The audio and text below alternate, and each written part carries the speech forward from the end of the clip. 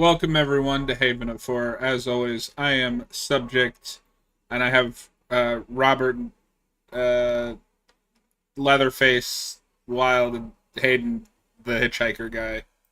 No, Yeah, you're the hitchhiker. I'm not Nubbins. You, yeah, you are. Well, You're you're dressed. Franklin. You're dressed like a member of the Sawyer family right now. I can see. What? Well, John's just Franklin in real life, so That's not Oh true. no. That's not true. well, Nobody wants to be Franklin. It's true. They should have put him not in the even game. Franklin. They should have put him in the game. He should have like the highest speed because he's in Yeah. a wheelchair and he's like real fast. No, that'd be cool. You can unlock like nitrous and other upgrades for the wheelchair. My nitrous wheelchair. Okay, who's a better wheelchair character in a slasher movie, Franklin or that guy from Friday 2? Friday 2 Friday 2. Friday 2 is beautiful, but I much Franklin's prefer the probably guy like in better. Friday 2. Franklin's probably like better written, but the guy in Friday 2 is peak. Is he? Like, okay, we'll get into it. I love this movie. I don't necessarily think it's the greatest written movie. Like, it is a sum of its Oh my parts. Oh no. The- Why you hate? I'm not. This is my favorite proto slasher. But I we're don't like nothing. before. Yeah, okay. Before we get too much further into this, in case you couldn't tell from the thumbnail, the background, or any other part of this video, we are doing a commentary on the Texas Chainsaw Massacre, the first one. Again. Oh, you got the you got a different steelbook than I do. Yeah, I like this one. It's got the Texas in the background, and then Yeah, that's oh yes, is that just a Blu-ray or a 4K? this is a Blu-ray. This is a Blu-ray. Oh, okay. Mine, this is 4K. So Yeah, I want that, but I just got this, and it was like a couple years ago, and it was like $8. So and I mean, honestly, with this movie, 4K is not going to do that big of a difference. As much as I love this movie, this is not the greatest looking film. Draven, look what your brother did to the door. correct. But yeah, Robert, I was thinking, because you mentioned it, I was thinking about this. This will be, because you did the Geekvolution one too, right? Yes. This is our third commentary on this movie. I'm the Correct. only one who wasn't on that. So if anybody's wondering why we are redoing the first one, we do two movies, and this seemed like a good companion piece to the second one, which we'll be doing a little bit later. And the one that we have existing has like 20 minutes of audio missing. And Robert's like practicing to be a DJ or something. I'm not sure. Is everything okay? Yep. Okay. So yeah, we'll let Hayden do most of the talking because we've said a lot about this movie. That, and I think it'll be funny to try to make Hayden try to pay attention long enough to actually do a commentary. Oh my god. All right. That's fired. So Hayden, when did you first see this movie? I was 2 years old. Oh my Can you god! imagine? You're like, son, watch this. Well, you have Benjamin Button disease, so it was fine. You were born Yeah, an old yeah. man. I mean, Yeah. Hayden, you joke, but my dad let me watch Creepshow 2 when I was like 4. I think I say made me watch it. Son, I mean, Johnny boy, watch this. it was one of those things where he put it on in the living room, so like there wasn't really anything else for me to do except watch it. I don't remember the first time I watched. I was probably high school or college, early college, because that was when I was like getting into horror. Mhm. I'm gonna say like late high school, early college, because I had seen the first thing I see from this franchise is like half of the remake on AMC in like 2013. Oh wow! Uh, I wonder how you cut that down for television. I have no idea, but they did. They tried. Well, AMC has always been a little more loose. Like, I think you get closer to unedited. Yeah, I don't know exactly how it works, but like I know like some of the stuff in Breaking Bad, I don't know would be on TV on any other channel. Right. I think we're having some audio issues. I was hearing some reverb. John, you doing all right? No, This is all staying in. I mean probably.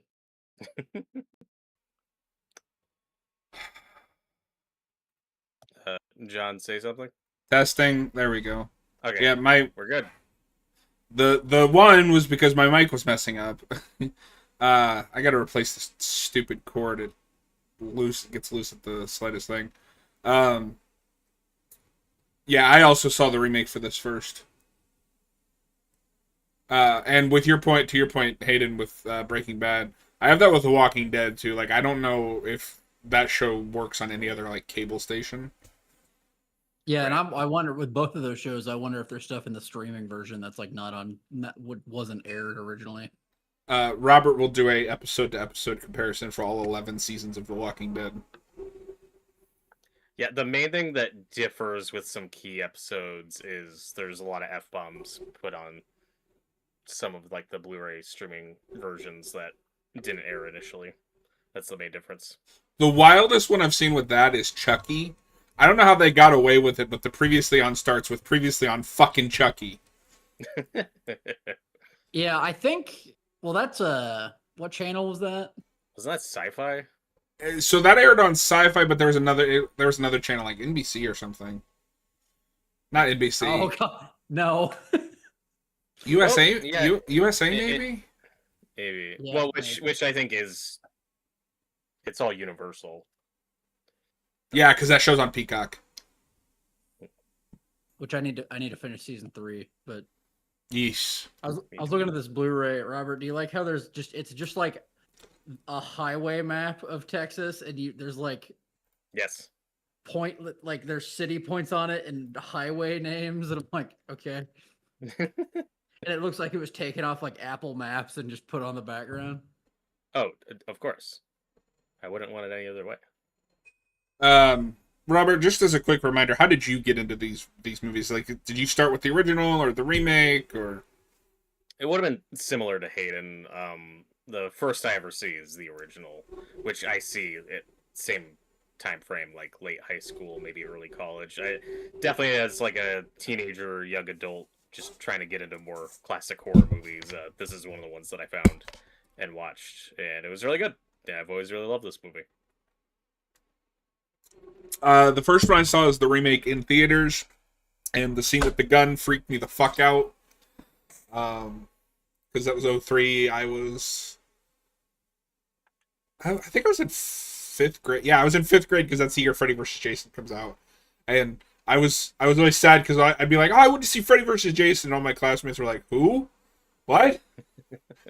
Who? So needless to say, a bunch of 5th graders didn't know who Jason Voorhees was.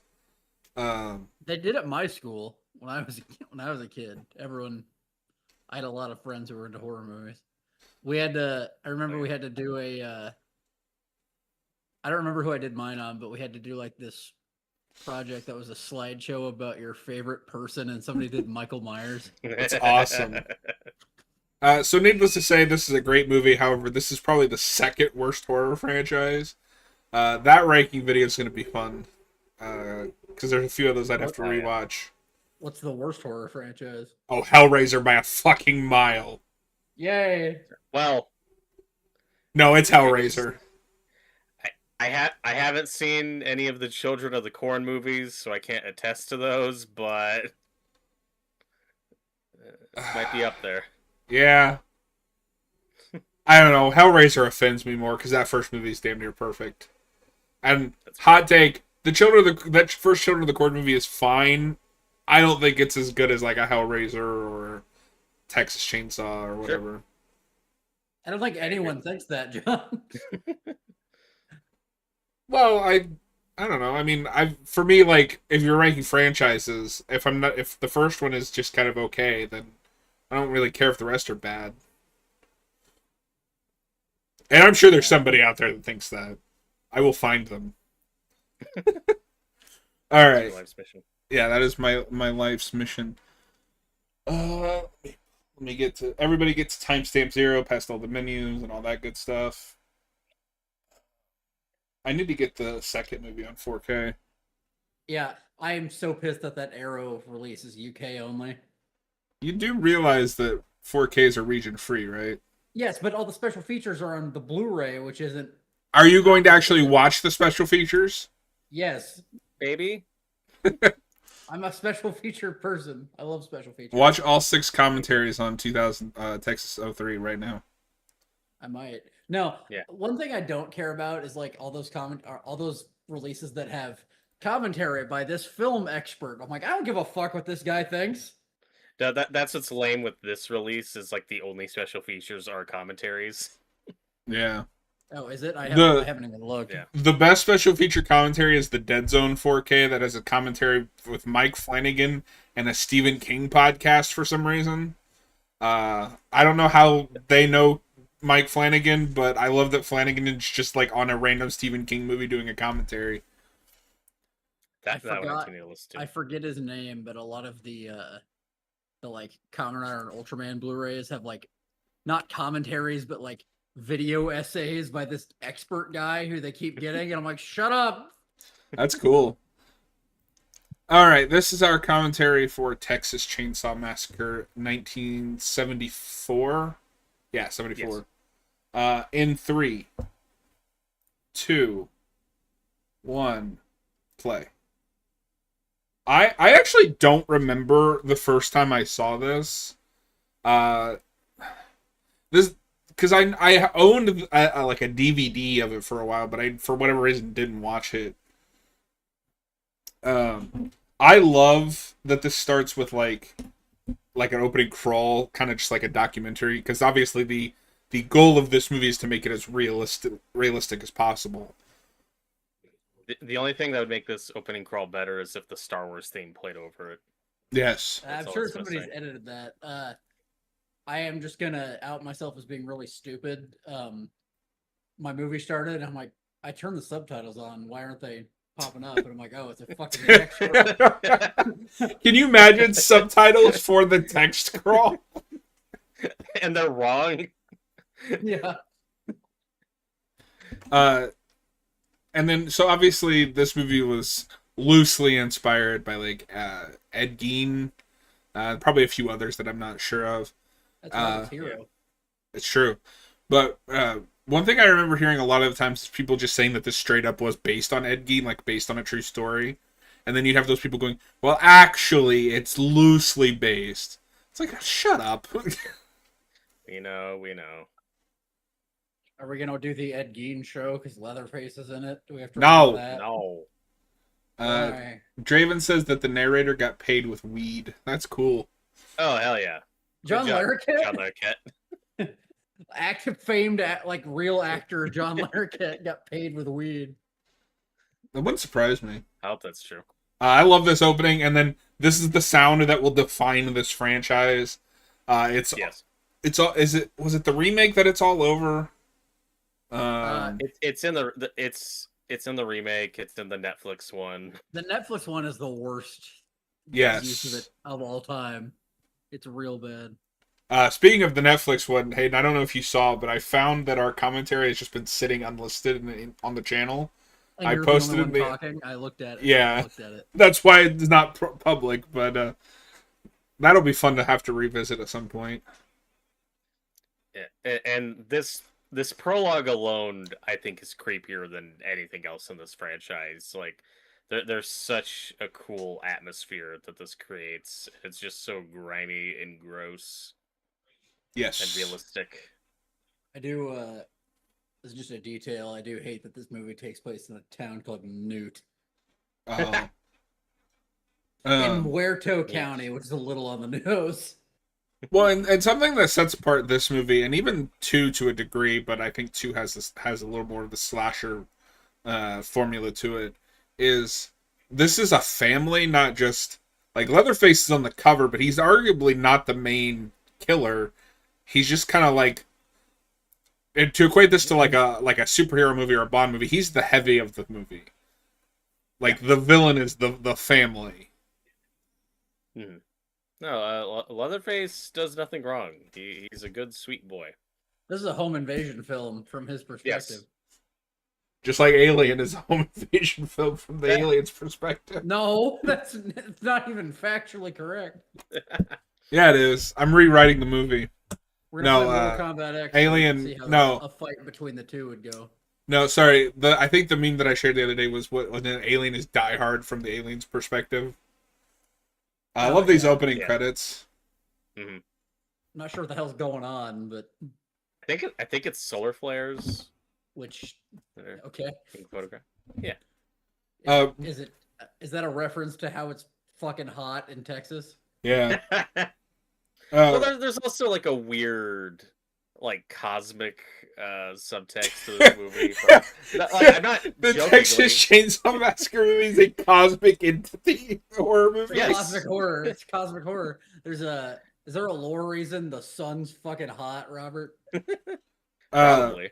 But Robert, when we did this movie on Geekvolution, you kind of shared a unique insight to this movie about what Tobe Hooper was really trying to say with this movie. Do you want to go over that?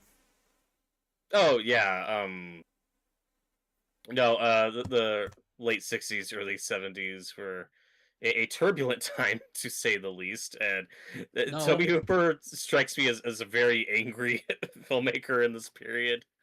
And there's just a lot on his mind with Vietnam and other controversies in American politics. And Watergate just happened, and the just the attitude of all of that is baked into this film, even if we're not talking about it directly. Mm-hmm. And like just the way Texas and America is portrayed in this film, it is portrayed as a wasteland. Like it feels post-apocalyptic. Robert, now I hope that Curry Barker's Texas Chainsaw Massacre just is a cosmic horror film, and Leatherface is like a Lovecraftian being. So, what's kind of interesting, because we were kind of joking about Franklin earlier, we don't do that character a lot anymore in these movies. Like, the kind of disabled friend that trying to think how to say this. He feels unique compared to a lot of other like slasher characters in this movie, whereas a lot of them are one dimensional, and he kind of feels just like, I feel like I've met this guy before. Mm-hmm. Well, usually in slasher films, both old and modern, what you usually see are either three-dimensional, more well-drawn characters who you like and are rooting for, or, like you said, one-dimensional. I'm like, fucking Franklin. But so you either have characters you like that you're rooting for, or characters who are unlikable and annoying that you want to see die. Franklin kind of falls into that, but he's not overtly annoying as you typically see in a. He's also not victim. the mean guy. He's not mean, and like he's such a sad sack. I think that's what you're talking about. That Yes. You don't see a lot, and like he's so pathetic and pitiable. Hey, remember when we said we were going to let Hayden do all the talking? Yeah, he'll do that later. It's fine.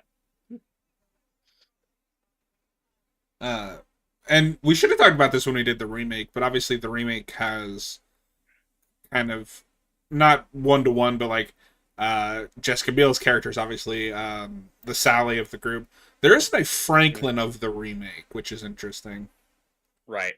So much so that like I always forget which of the guys is supposed to be her brother in that version. Yeah. Well, it doesn't help that none of the character dynamics are that well fleshed out, except for her and her boyfriend. Yeah. Well, and then I guess they just didn't have one of the teens in a wheelchair, since we made one of the family members a guy in a wheelchair. Mm-hmm. So that's kind of a flip on that visual.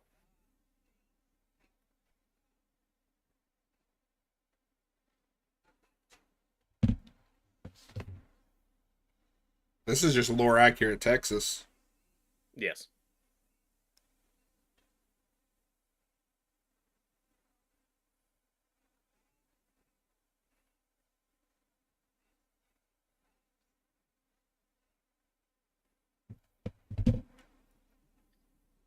It's so easy to miss a lot of this dialogue, especially the first time you watch this. I love the trope of having somebody just speaking nonsense, and it seems random or unrelated that will then be foreshadowing to events later in the film. One thing that is unfortunate because you do have to have because you do end up with sequels to this. Is obviously in 2 you'll get Lefty, who is Sally's uncle and maybe the best character in this franchise. Yes. But Sally kind of gets written off, I think, in the lamest possible way. I don't remember if it's in 3 or 4 where they mention that she's just been like institutionalized. Mm-hmm. Yeah, I think she has a cameo in one of them. I don't think it's the same actress though, which is why it's don't confusing. It's almost like this has the most convoluted timeline of all time. It's up there with Halloween. This one might be worse because I don't think there's even a consistent timeline with the first 4. No. 3 is the only one I haven't seen, and it seems like that one is its own thing. Yeah, they all are. It's like you have the Tobe Hooper era with the first 2. Then I think 3 is its own thing, and then I think the other writer of this one comes back to do 4. Yes, It's all over. because he wanted to, which this always makes me laugh. He was convinced that he could make a better movie than the first one, and he made a movie where they're a part of the Illuminati. Yeah, maybe don't do that. Kim Henkel. And I need to see more of his work, like Eaten Alive. I haven't seen. Mm-hmm.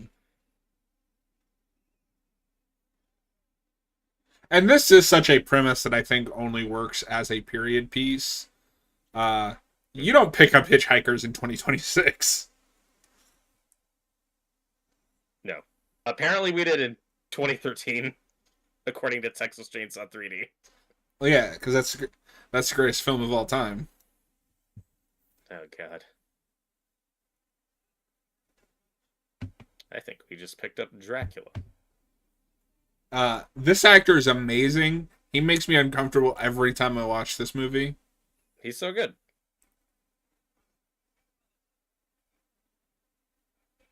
And again, we're foreshadowing a lot here. He's talking about his family, and Franklin's like a whole family of Draculas, and yeah, that's the end of this movie.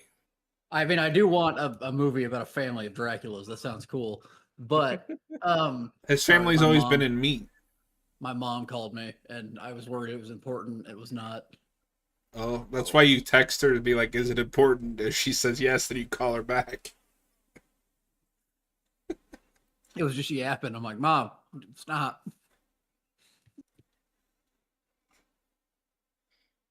And this is one of the lessons of the movie is, you know, the old ways are the best.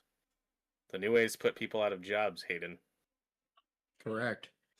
Draven says that movie gave us McConaughey's greatest performance. He is great in Texas Chainsaw Massacre, the new beginning or whatever. Next generation. I can't replicate the sound he makes. The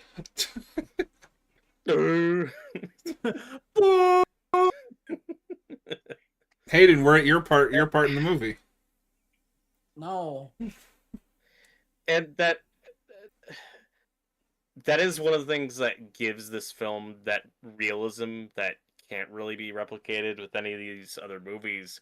Is ironically part of the timeless factor of this movie is you have a bunch of actors here who didn't, for both the heroes and the villains, who didn't really go on to have like huge major careers, so it's not distracting, or it's not like Matthew McConaughey in Texas Chainsaw 4 where you're like, that's Matthew McConaughey.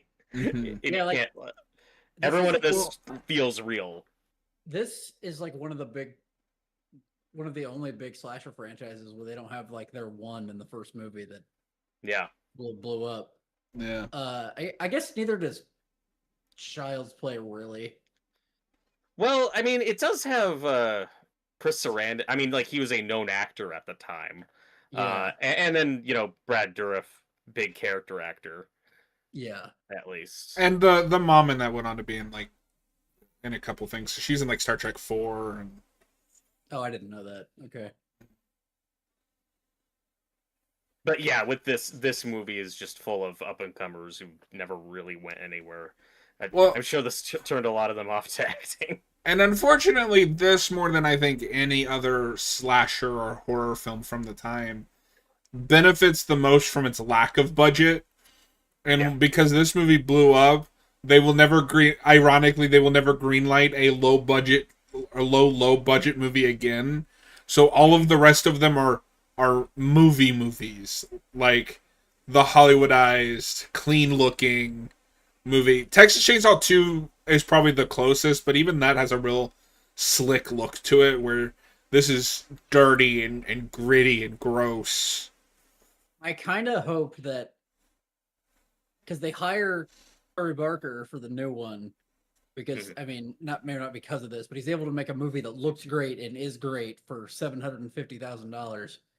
Yeah, I'm worried they're gonna give him too much money, and then it's gonna not. Leatherface in space. Let's do it. Yay! I don't think Curry Barker would do that. Everybody I tweet hope- at Curry Barker and say we want Leatherface in space.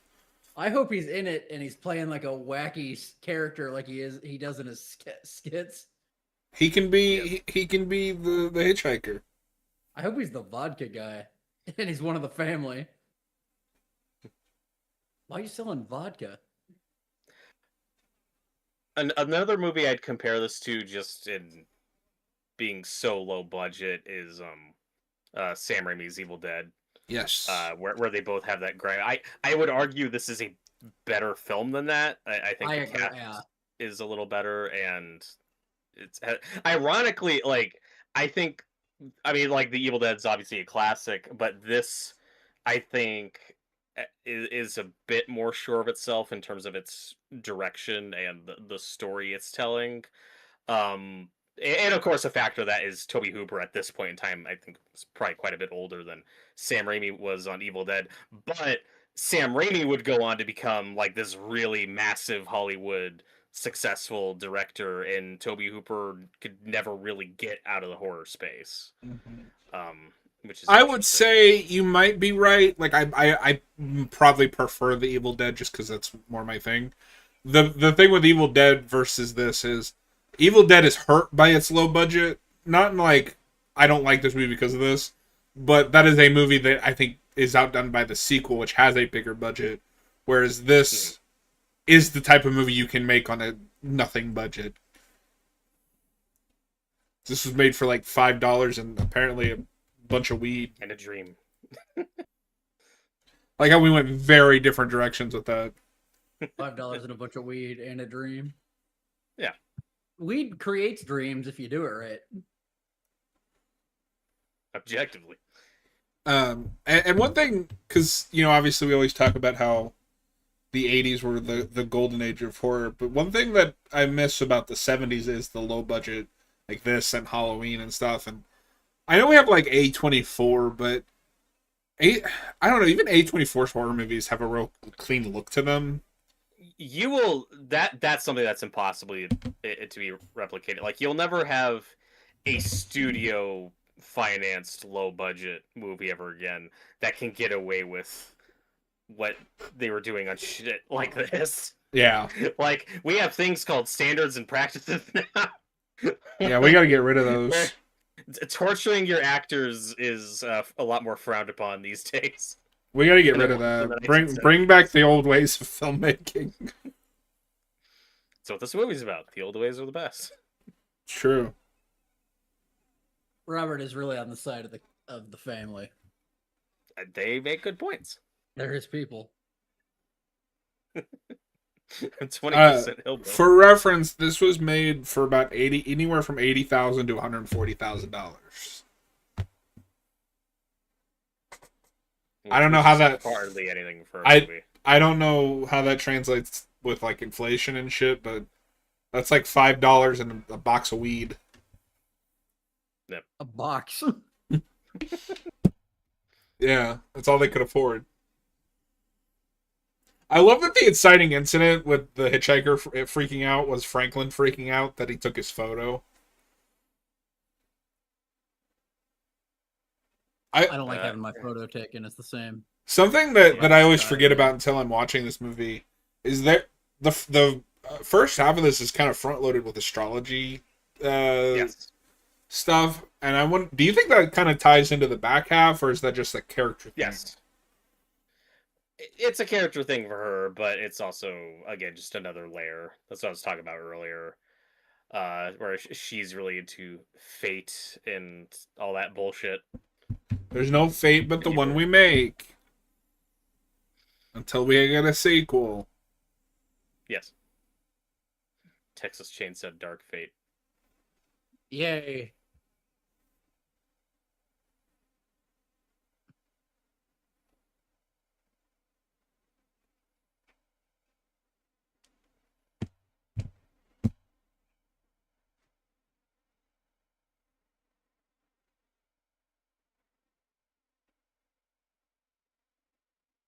Hello, 70s man. What can I do you for?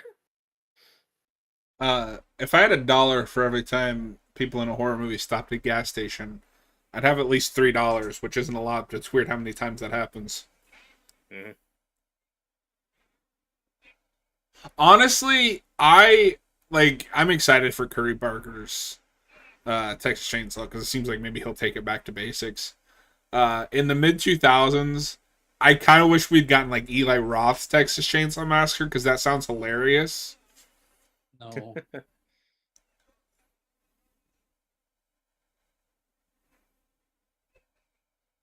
Well, I've talked about it before, but these are like the most overt current events reference to the movie is just like the oil crisis and gas shortages like that. That's actually worked into the plot Mm-hmm. where he's like, yeah, we don't have gas. Sorry. Here. Come back later. Funny how things are circular. Yeah. Well, This I got guy some. that runs the gas station might be my favorite in the second movie. He's amazing. I love Drayton. am I ahead of you? What are you looking at, Hadan? He's cleaning the van, and No. Drayton just went back to the gas station. Yeah, that's what we're looking at. We're looking at. Oh, okay, all right. Tyler's in the Hey, chat what? says this is a documentary about Texas. Yeah, correct. Yeah, They didn't even know they were being filmed. I've been to Texas, and this is exactly what happened. Yeah, that's why you're no longer allowed to hitchhike. Oh no.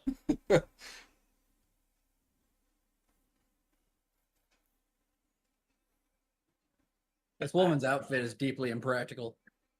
Yes. But Hayden, we gotta get the shot later. Yes.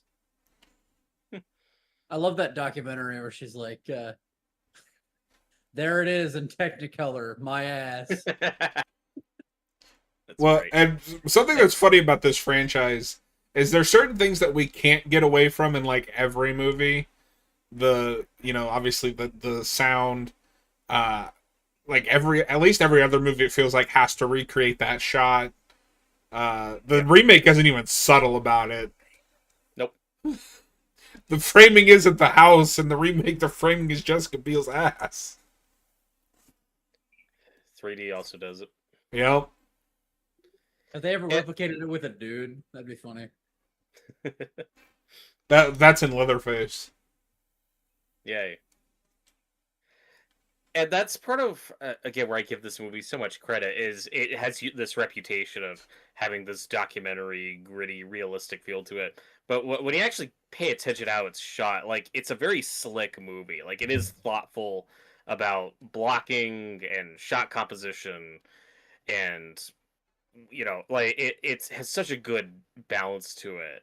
Again, like, just as a filmmaker, I think Tobe Hooper was maybe even stronger than like a George Romero at this time, who was known for shooting things like very matter of fact and just getting lots and lots of coverage and then figuring the movie out in editing. And I love Romero's work, but Tobe Hooper, even here, I think you do see like some real talent behind the camera. Like he knows what he's doing with the camera. I mean, I don't necessarily disagree I think Romero is more of just a balanced creator, like because he could film, he could direct, he could write, he can edit. Mm-hmm. As far as I know, Tobe Hooper is just a director, and like obviously he had this and Texas Chainsaw too, but he never had his like Dawn of the Dead that capital like really elevated him into that next level. I mean, people love Poltergeist, but People also can't decide who directed that movie. that's it's. Yeah. I don't agree with those people that say it's Spielberg, but I think that is part of it. Is like the one movie that is like I guess mainstream, like family. Biggest mainstream hit. People are like, no, Spielberg actually directed that. And the more of Hooper's work you see, the more he was just a really versatile filmmaker. I mean, as we'll see tonight, going from 1 to 2, he could make very different kinds of movies. 2 is more my speed because it's the best movie of all time. But this is my favorite proto slasher. There are days where I prefer 2 just because that is more my style, but I go back and forth. 2 is just beautiful. Like it's. So, Robert, apparently the actress that plays Sally did have an uncredited cameo in 4. Okay. But Wikipedia threw me off because that calls it the return of the Texas Chainsaw Massacre. That movie has a few different titles, yeah. I love that title because it implies that the Texas Chainsaw Massacre is a thing that can return. Yeah. Yeah. The Texas Chainsaw Massacre rises. Oh, I didn't know Hooper made Salem's Lot. Yes, Yeah. which is also great. I mean, it's held back by being a 70s TV movie, but it's good. It's the best adaptation of that book. No. And John, you were asking earlier if Hooper did any other behind the scenes stuff. He's also co-credited on the music, I think, for both this and the second one, but like I don't even know what that means here because most of the music in this movie is just ambient Yeah. sounds, which is great for the atmosphere. So I'm looking Whatever at that whatever that thing Franklin is chewing on makes me deeply uncomfortable. I hate it. It's the I think grossest thing in this it's movie. a sausage, isn't it? I think it's a piece of human flesh, Yeah, it is. Hayden. I'm I mean, aware. it's a sausage in a manner of speaking. Yeah. I'm looking at Hooper's filmography. His last movie is a movie produced in the United Arab Emirates. His picture on Wikipedia looks like a disappointed film professor. Oh, I mean, that tracks. like I say, he never got like the mainstream success I think he really deserved. Like you said, the closest he got was Poltergeist, which was a big hit. But another movie of his that I love is Life Force, which I is still his need to see love that. letter to. It's his love letter to like 50s sci-fi B movies, and it's awesome from the writer of Alien. Oh. What's also really funny about Life Force is so I guess this is where Hooper probably went wrong as a filmmaker. So he makes Poltergeist, which is his big mainstream commercial hit. So then he uses that fuck you money to make Life Force, which is a very niche, weird movie. Canon gave him $25 million on that. Why? What? And then it flopped. For context, this is a higher budget than Canon would give Superman 4 just a few years later. Well, and I think part of what hurts him too, because I see this a lot, is the people will be like, oh, you know, the first Texas Chainsaw Massacre is a masterpiece, but 2 really just like lost the plot, and I'm like, I don't agree with that. Like, it's a different thing, but at the time, a lot of people really misunderstood 2. And I mean, I think 2 was profitable, but you know, it wasn't a big hit. I love how much this friend group like hates Franklin. They just leave him wherever he is. Wouldn't you? I know you're tired of us talking about this movie, John. That's a thing I think Curry Barker's gonna do so well in his Texas Chainsaw is the friend group Yeah. because it's so good in Yeah. Obsession. I hate this Suck. scene. Shut up! Stop it! He's freaking out. Yeah. Well, this is a great character bit for Franklin too, because now he's just doing what the hitchhiker was doing earlier. Like in a very short amount of time, he's gone to that lowly state. He's Oh my regressed. god. You know who Franklin reminds me of? Shelley from Friday 3. Yes. But Shelley, though, like, that's also the trope of the prankster. Like, he's the goofball. Franklin's not really the goofball.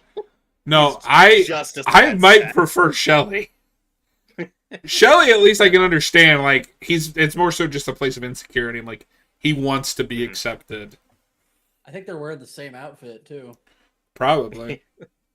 Similar looking dudes.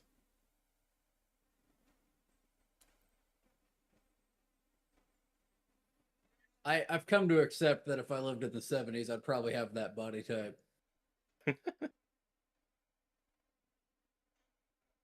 nobody was like real fat in the 70s because of the food, but like if you were fat, you were that kind of fat. Apparently, the guy that plays Franklin also has an uncredited cameo in The Return of the Texas Chainsaw Massacre. Yes, which I presume would be as a different character. Hospital Plays the house. orderly. Okay. But yeah, he didn't do much. In fact, he was in 2 more movies after this, and then didn't act again until 1995. I mean, it might have gone around that nobody liked him on set for this. I'm pretty sure. I think that's. Oh.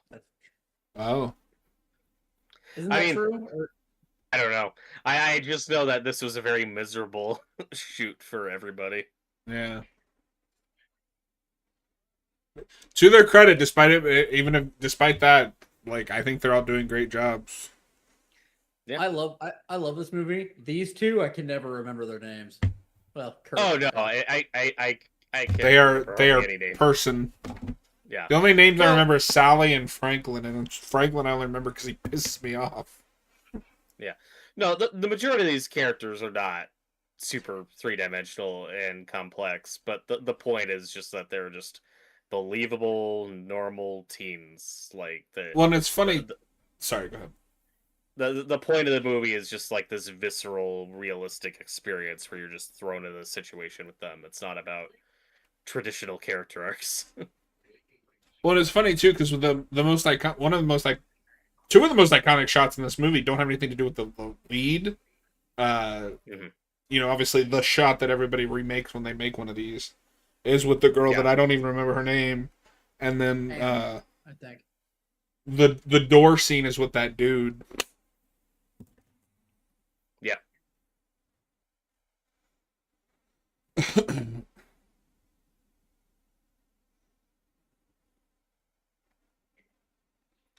Draven says, I just found out today that 03 Leatherface is Christopher Walken's son in Batman Returns. Oh. I forgot that.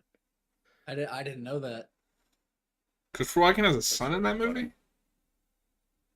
Yeah. And he's huge. I don't remember that. Guy. I mean, yeah, he's a wrestler. I think. Yeah, and he's doing an awkward Walken impression. Oh. Oh.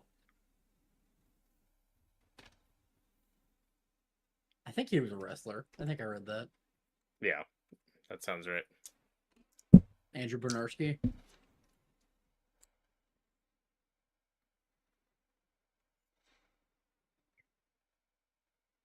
Who apparently had beef with Gunnar Hansen for some reason. Yeah, I have no idea what happened there.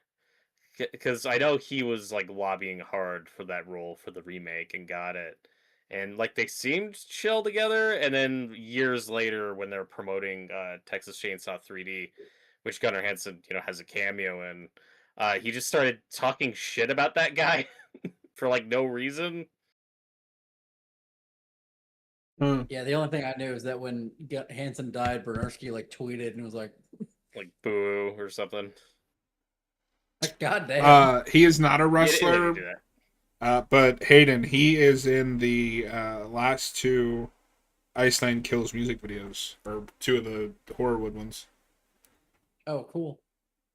Oh, speaking of things we know, so there was a little bit of like Wikipedia misinformation going around for a while, and I had to like it took me like 2 days to figure this out. Like not 2 full days, but I just was doing some googling. This is like a couple years ago. The guy who plays the hitchhiker is named Ed Neal. The suit actor for Lord Zed is named Ed Neal. Oh, And so people are like, it's the same guy. I'm like, I doubt it. I highly doubt it. And it's not. But so because I just pulled him up. I guess he goes by Edwin, the hitchhiker. Have you seen his Wikipedia picture? I've not. I'll put it in the admin chat. Oh, and Hayden, the guy who played Leatherface in the remake, he was a bodybuilder. So that's what you're okay. thinking of. That's beautiful. I don't. This might sound morbid. I'm kind of shocked he's still alive, considering I feel like half this cast has passed away. Yeah. That's yeah, that's fair. Oh, he voiced the hitchhiker in the game. Oh, hell cool. Looks like he's done some anime work too. He did a bunch Wait. of anime voice acting. He's Metal Robotnik in the Sonic the Hedgehog movie. The animated one from the 90s. That's really funny. God. Never seen that. Me neither. And he's Two-Face, Killer Croc, and Harvey Bullock in DC Universe Online. Hell yeah. And this is one of the best jump scares ever. Yes. Yeah, it's great. One of the best just introductions to any slasher killer ever. This and the end of Friday 1, I think, are like my two favorite jump scares. There's the shot. I swear to God, when they're shooting like this, it almost looks like she's not wearing a shirt because there's like no. Yep. Yeah, exactly. John, I just sent it to you directly. This is Lord Zed, Ed Neal, and I'm like, that is not the same man. Oh yeah, no, it's not.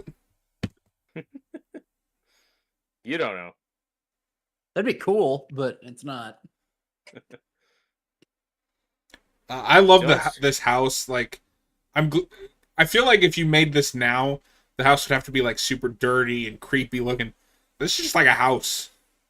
John, I mean, do you know what happened to this house? No. It's a restaurant.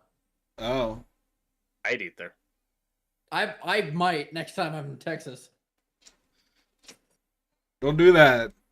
Although Texas is huge, so if I could even get to that direction, because I think it's like out in the middle of nowhere. No, oh, go ahead. The house is like the most clear cut contrast with this to the remake. Where in the remake it's a mansion and it's very stylized. This is just a dirty, gross house.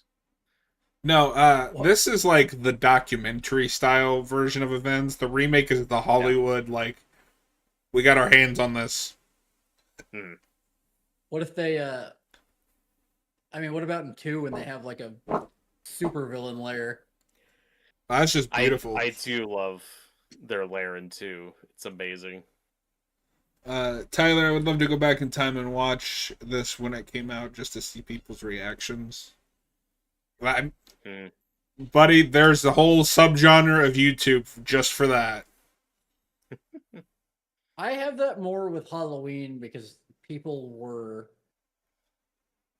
like terrified by Halloween, like and The Exorcist. That was another big one. Yeah. Oh my God!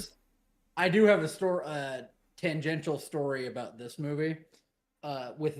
With seeing it at the time, my great uncle Bob, he took his then new wife out on a date night to see this movie, and they were terrified. And then, according to them, the next morning they got woken up at like 6 a.m. and the neighbor was cutting a tree down, and my aunt had a panic attack. Oh, That's awesome. And like ran into the next room. And then my grandma, hey, maybe don't apparently- sit there in the feathers and like get up and move. She's panicking. Oh, Hadan died. Yeah, it was gonna happen at some point. Oh. What the fuck? Ah. you know, Oh, sorry.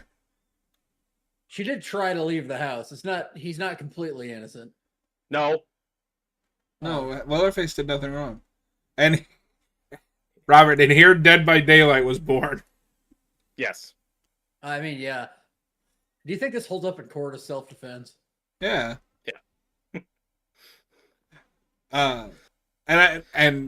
Robert, because we both love the game. One thing I was impressed with Dead by Daylight is they went with this design and not the remake. Mm-hmm. Well, that's only Freddy just because of weird race. Yeah. Shit. Yeah. Well, and their Jason looks terrible, but that's I don't know. That design's growing on me. It's fine.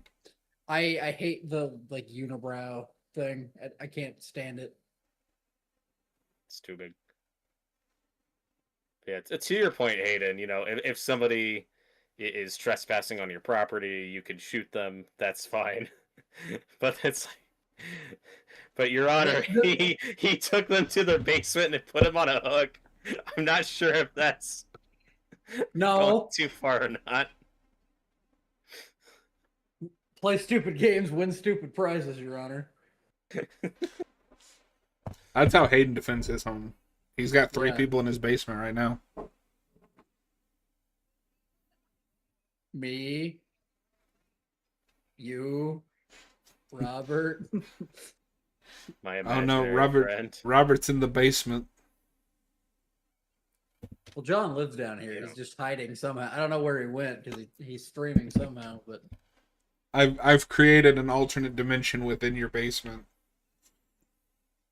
you're below the basement. You dug another basement while I was at work, Yeah, this is basement 2.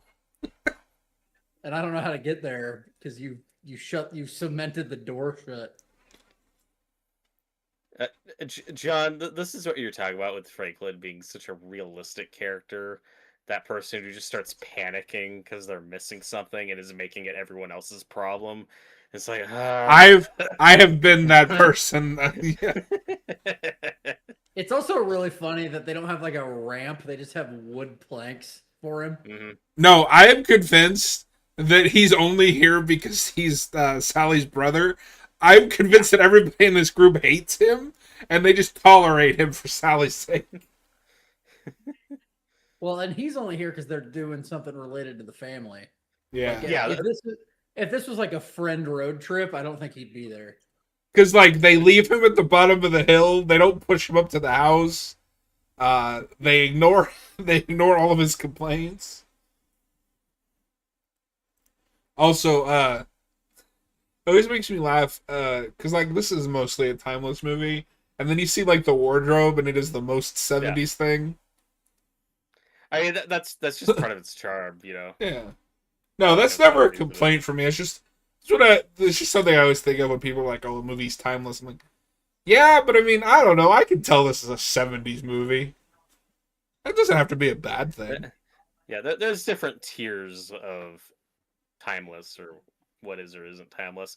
Then the 2003 remake has the opposite problem, where that is ostensibly a period piece, but it has the most 2000s looking cast ever. No. But I don't. That's not their fault, really. And I think that's just because like some of those actors became well known. Well, like Jessica Biel. Yeah. I'm talking about like the blonde guy who has like a very 2000s look just in terms of hair. Yeah. Well, and Jessica Biel was already kind of well She's known at already that, name. like, because she was on that Seventh Heaven for a while. which also That was- has the mom from Child's Play. Yes, it's all connected. And the mom from Child's Play in that is married to the guy from Star Trek, the first movie that decides to stay with the a not good person. yeah, who is a sex pest, but I wasn't gonna bring it up. I thought you meant in real life, because I think in real life she's married to the effects guy on Child's Play. No, I just meant in the show. Yeah. Because it always just amused me that they were both in separate Star Trek movies. And then I found out about what that guy did behind the scenes, and yeah. I heard about that when that happened, because it was on. We were like watching the news in class for some reason, and it was on there, and I'm like, Oh, why? That's your version of like catching like a disaster on the news. That's our challenger. Is Seventh Heaven. I wasn't gonna name specific examples, but yeah. Like, oh my god. This is a tangent, but I'm surprised there hasn't been like a big budget challenger disaster movie. Yeah, it'll happen at some point. yeah. I'm a little I am kind of impressed at this transfer. I don't know if I've watched this disc, but I do think this is one of the movies where we're kind of at that point where you can't do anything else with it. Like, it's as good as it's ever going to get. Does it look better than a Blu-ray, or? I'd have to compare them. I think this movie was shot on 16 millimeter. But some of the shots in it are just gorgeous. Even this Blu-ray looks really good. It does. My Guys, favorite come on out. pointless upgrade is 28 Days Later, which was shot on like a handheld camera. You buy that 4K, you get maybe 3 seconds of improvement because it's like shot on a real camera for, like, at the very end. We weren't all friends yet when last time I was there, but my buddy from North Carolina that I stream with on their channel, he's a huge fan of this movie. It's his like favorite movie. His bedroom door is that red wall. Oh, that's awesome. Yeah. Oh my god. Spooky. This guy is the best scream in the movie. Like he is the true scream queen. And then Hayden, if you play as Leatherface in Dead by Daylight, he has the hammer and the chainsaw. Yeah. I think my NECA Leatherface has the hammer and the chainsaw in his hand. I could be wrong, but and the chainsaw is like a dash attack, and then if you miss, he does the little dance from the end of the movie. No, my NECA Leatherface has just the chainsaw, and it's in the air, and he's like. That is something that we don't really bring back to my knowledge. The whole thing at the end. It's in 2, but what the dancing?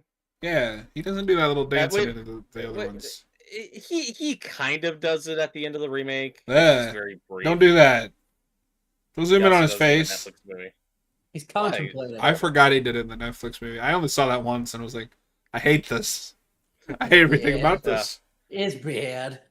Oh yeah, this is my favorite scene with Leatherface when he just sits down and just has a moment to himself, like, we don't do that. Day. We don't do that a lot with slasher films. Maybe they need a day off. No, he's one of the more pure of heart slasher killers. It's him, and then probably Jason. The next Halloween movie, can we have a scene where Michael just sits down and stares at the camera? Well, Chucky's the most pure-hearted. That's true. Hey, pure evil is a form of pure, okay? Tyler, I can't remember, but do they mention Vietnam in this one or just in the second one? I don't think they outright mention it in this one.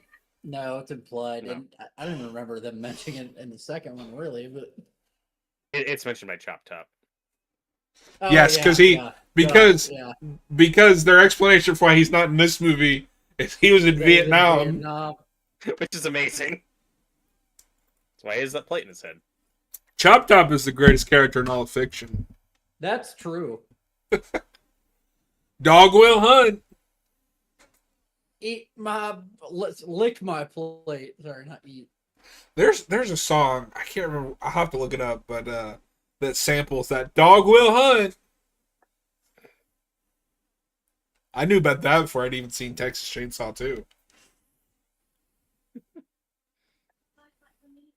The first thing I ever saw of a Chop Top like character is an angry video game nerd video. Oh, Mike Pate. it's Jerry Was a Race Car Driver by Primus. That song is incredible. I love Jerry's the Race Car. Primus is a beautiful band. I love Primus. My Name is Mud is peak. That's just a song about Hayden's life. Oh no. They do the South Park theme. Yeah. Robert, have you listened to much Primus? Not really. That song starts with Jerry was a race car driver. He drove so goddamn fast. And then their bass player is like the most insane character in music. Well, that's the singer too. Yeah. What's his name? Les Claypool. Yeah, Les Claypool is a beautiful man. Do you know before he started Primus, he tried out for Metallica? That's awesome. I think it was for the Injustice for All album he tried out, and they were like, you are way too good to be in this band. Like, you need to do your own thing. Oh, they said he was too good. Yeah, they were like, you need to go do your own band. Which, Well, with the way Injustice for All turned out, was probably for the best. Well, yeah, because they fucked over Jason Newsted on that album. Yeah. Oh. Yeah, Robert, I don't know if you know that, but that album is infamous for just removing the bass from the mix. Oh. The racist bassist. Oh. We gotta get Robert into some Primus. There's a bit there that I'm not gonna do. I love this shot of the moon. Yes. There is a motif of like recurring circular imagery with the sun, the moon, and then Sally's eyeball at the end. I don't know what it means, but it's there. Is that what the Green Goblin and Ultimate Spider-Man meant by the circles? Yes. Yeah. So Robert, we talk a lot about like lighting in horror movies. I do have a little bit in this movie because of the low budget where there are times where I can't see what the fuck is happening in these night shots. But at least here I can add that is the part of the charm of the low budget. These bigger budget modern movies have no excuse. I realize this will forever be in the commentary, but I realized I'm sitting weird, and it's because right now I can't extend my arm all the way out. There's something wrong with it. Oh no. Oh no. So I'm just kind of like this. And next time you're on camera, you're gonna be amputated. Like there's gonna be a story that happened. That's cool. Between No, it only goes like this far. It's like stuck. That's fine.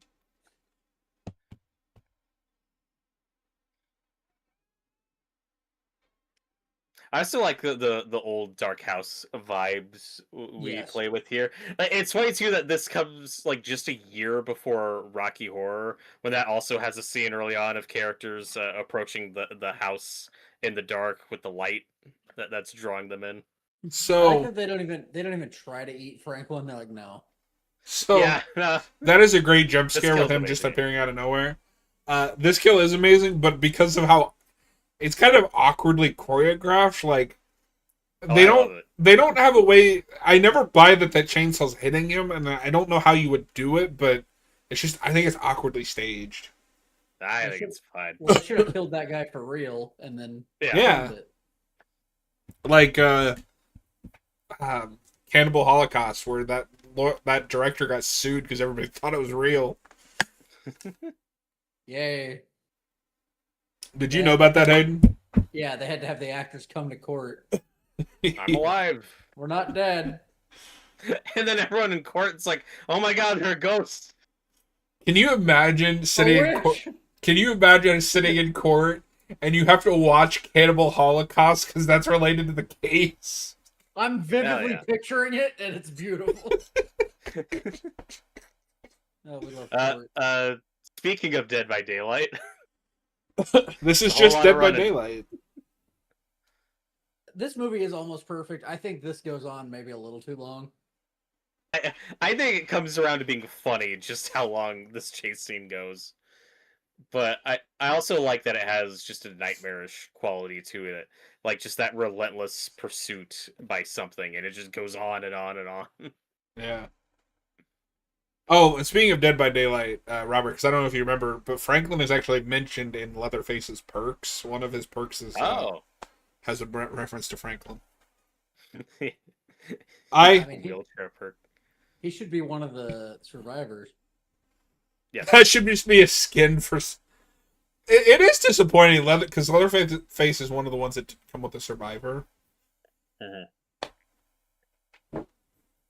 I don't know how the rights with that work, but It'll be the girl from the Netflix one. oh no. Yeah.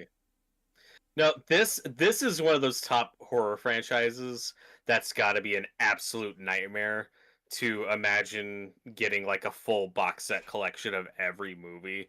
Because you go from this movie to the second one, which I think is a canon film, and then 3 starts the New Line era, and then of course the remake and prequel are New Line and Platinum Dunes, and then you have the Lionsgate era, and then you have the Netflix movie.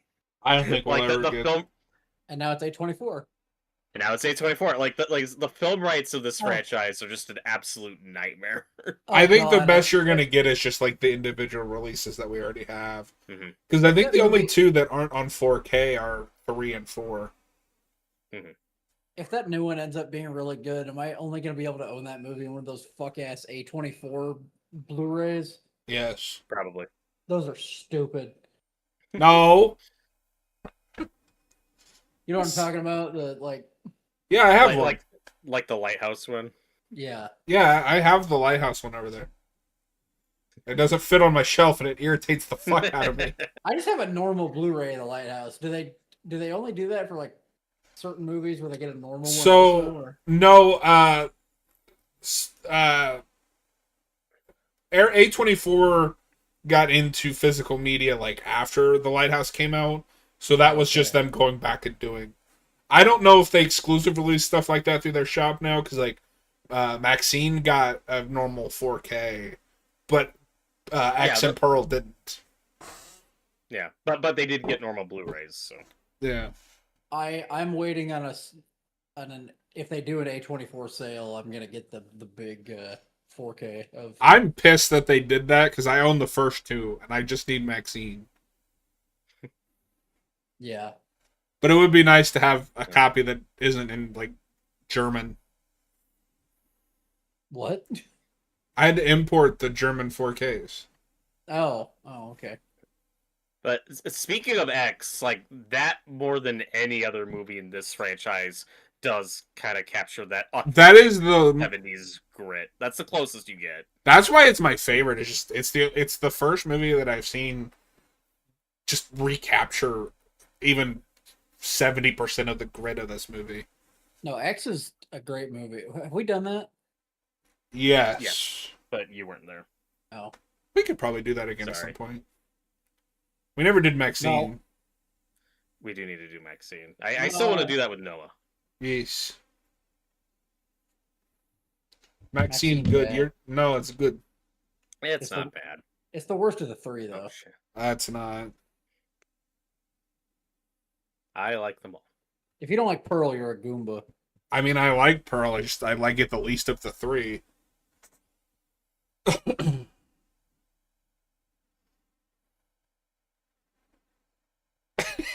And this is still going. Yes. I love it. I'm kind of indifferent. I don't think it's a bad chase scene. Like, I think it managed to keep some of the tension. But I could do with like trimming this down a little bit. This doesn't have what the remake has, where I think the remake falls off hard in that 3rd act. I think this is more consistent. Well, once she gets into this gas station, like it's just such a shift in tone. This Like the is way the most sound drops uncomfortable out. third act like of any slasher. Oh yeah. It's not my favorite third act because I love how like Halloween's third act, and then Well, and when we meet the hitchhiker again later, like it's not a surprise that he's connected to Leatherface and that they're related. This is such a great twist with Drayton being in on it. This is like the most nightmarish part of the movie. Drayton Sawyer is like a comic book name. Yeah. That's a great name.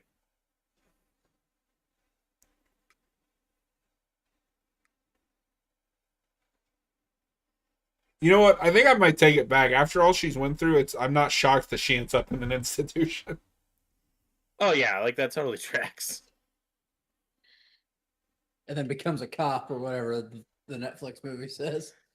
Yeah. Oh God, that might be the most like disrespectful to one of these late Final Girl things I've ever seen. You recast because this actress unfortunately passed away.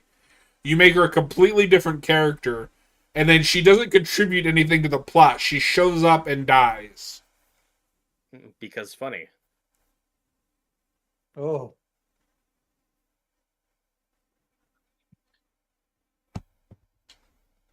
It's also funny in a movie that's like anti-gun. She's a cop with a shotgun. I mean, the politics of that movie are all over the place and weird. Yeah. I really wish A, that movie had a better script, but B, Alvarez just directed that himself. At the very least, I think he could have recaptured some of that grit from this one. That movie, I have a bad feeling from a start because like that's one where a week into production they fired their original director and then brought in the new crew. I was like, oh. Get Alvarez. He can make a movie about a bunch of people trying to sneak into Leatherface's house to steal something, and then all goes horribly wrong. John, you might know this. It's a recent movie. What slasher is that they filmed it, thought it sucked, and then filmed it again? Filmed it, thought it sucked. I mean, that happened with the Exorcist prequel because they shot 2 movies. But for a slasher, nothing's. I love that he's just beating her with a broom. I know, what a dick. Tyler wants to know if we're going to cover the 2022 film. Hayden's going to do that by himself. Yeah. It's in a violent nature. They had to shoot it twice. Oh, I didn't know that. Interesting. I really wanted to love that movie. It has some of the best kills like I've ever seen. But I think that movie is a case for why you need human characters, even if they suck. Because if you're watching a Friday the 13th movie and you're following Jason Voorhees, you are just following a guy in a mask walking around the woods for 90 minutes. Yeah, it's a lonely life. Yeah, I've never seen that. I need to check it out, but I enjoy it for the experiment of it. I respect what they tried to do. I don't think it worked ultimately, but there's things to like about it. Edit out all the walking. That's just. Do you guys remember Jason X had on the DVD had a jump to a kill special feature, and it was just you pick the kill and it would jump to that part of the movie. Hell yeah, that's cool. There's a special feature on the Tucker and Dale Blu-ray where they cut them out of the movie unless they're on screen with the college kids. It's awesome. And it's like 10 minutes long and it's beautiful. There's a this is some of the best comedy in the movie when Drayton forgets to turn off the light. She has to go back and turn it off and then come back. This is the most realistic kill you with that electric bill. Yeah. And then the broom, and then the when they get into the house and they're all just yelling at each other. Look what your brother did to that. That door. Yeah, that was what Draven came to the chat with. there's a subtitle track on the DVD for Shaun of the Dead. And I don't know if re-releases kept it, but it was like a trivia thing. Like this was Simon Pegg's first record when they're doing the record scenes. But the reason I remember this is at the very end, the subtitle read, the fun fact is, Shaun of the Dead is based on a true story. And I was like, wait a minute. It was nothing funny It like is. that, but I just that for whatever reason that made me think of the first time I ever watched Avatar: The Last Airbender is when it got re-aired with those like Avatar extras on the bottom, Oh. those like factoids that would show up in every episode. That's funny.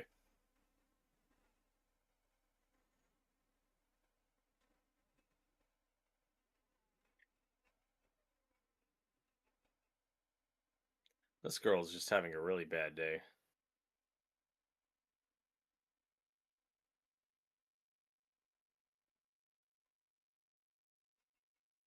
I don't recommend this.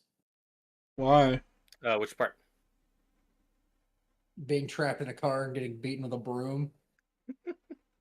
That happened to Robert last Not a week. fan. That's how Robert gets to work. Oh. The That's man just picks him up, that's puts him in a just bag. Like an abort. that's just how people were in Robert's part of the country get places. That's the bus in his town. It's just an old man. I do want another cut of this movie that is just from the hitchhiker's perspective, because he's just been walking this whole fucking time. Robert, you talked earlier about how like the Drayton reveals are really surprising. One of the things that I think the remake fucks up is they try to recapture that moment with with the not with Arlie Ermy, but with the woman that's like with the RV. T, and it's like I don't know who these people are or why They're clearly in on it. but they're acting deranged, so I'm not shocked that they're in on it. And then that other woman in there is just not in the beginnings. The prequel, yeah. Where the hell she come from? She was fighting in Vietnam. Yeah. Aiden. No, because Vietnam was in the second. And Well, no, that could be plausible because Vietnam's happening at the time. Yeah. And because the one guy is a draft dodger. Mm-hmm. Yeah, but Vietnam was It back all when makes. there weren't women on the front lines, so. You don't No. know that. You don't know that. Oh. That's the next horror movie from A24 is this the secret militia group of women that fought for the United States in Vietnam. The secret militia of women in Vietnam.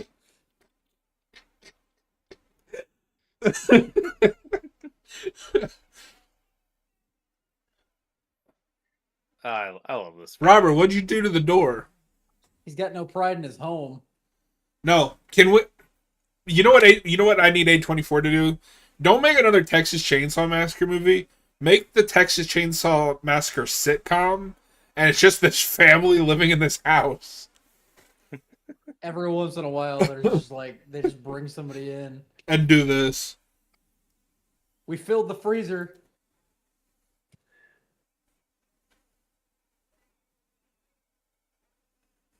One thing that I think that Texas Chainsaw game messed up on is because you have to make it like an objective based game. The house is like 3 times the size of this, and like the map is confusing because they add this whole like underground layout, and I just don't think this translates to that kind of video game. Like if you're gonna do Texas Chainsaw, do like a single player RE7 style game. Yeah, first person. Not everything has to be a fucking multiplayer game. Texas Chainsaw Massacre Isolation, and Leatherface is the Yes. trapper. That would unironically be like be horrifying. Yeah. I want out. And there's still robots in the game. You have to avoid. Still robots. And No, it's just the mom and they'll add a mom who's just like Marguerite from RE7, 1-to-1. no. When my friend and I, who I said loves this movie, one night we were just talking about dumb shit, and we were trying to create a cohesive timeline for this franchise. Oh no.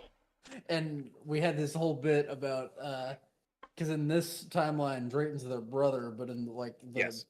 the Lionsgate movies, he's their dad. And I'm like, honestly, in both timelines, he's probably both.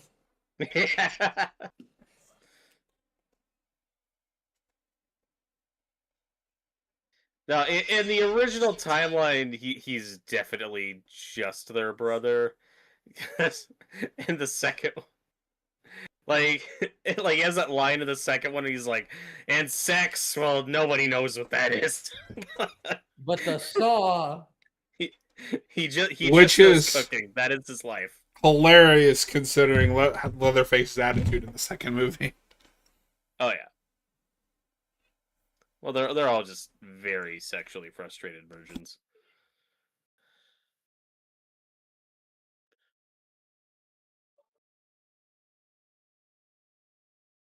Chop Chop's too busy to have sex.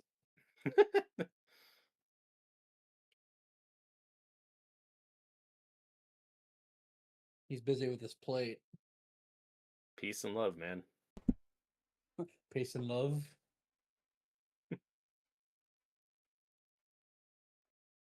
Music's his life.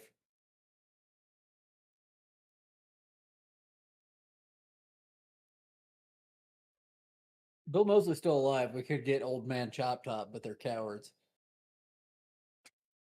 It's true. He could have survived that. It's like the Logan of the Texas Chainsaw series, and it's Chop Top. I would watch that.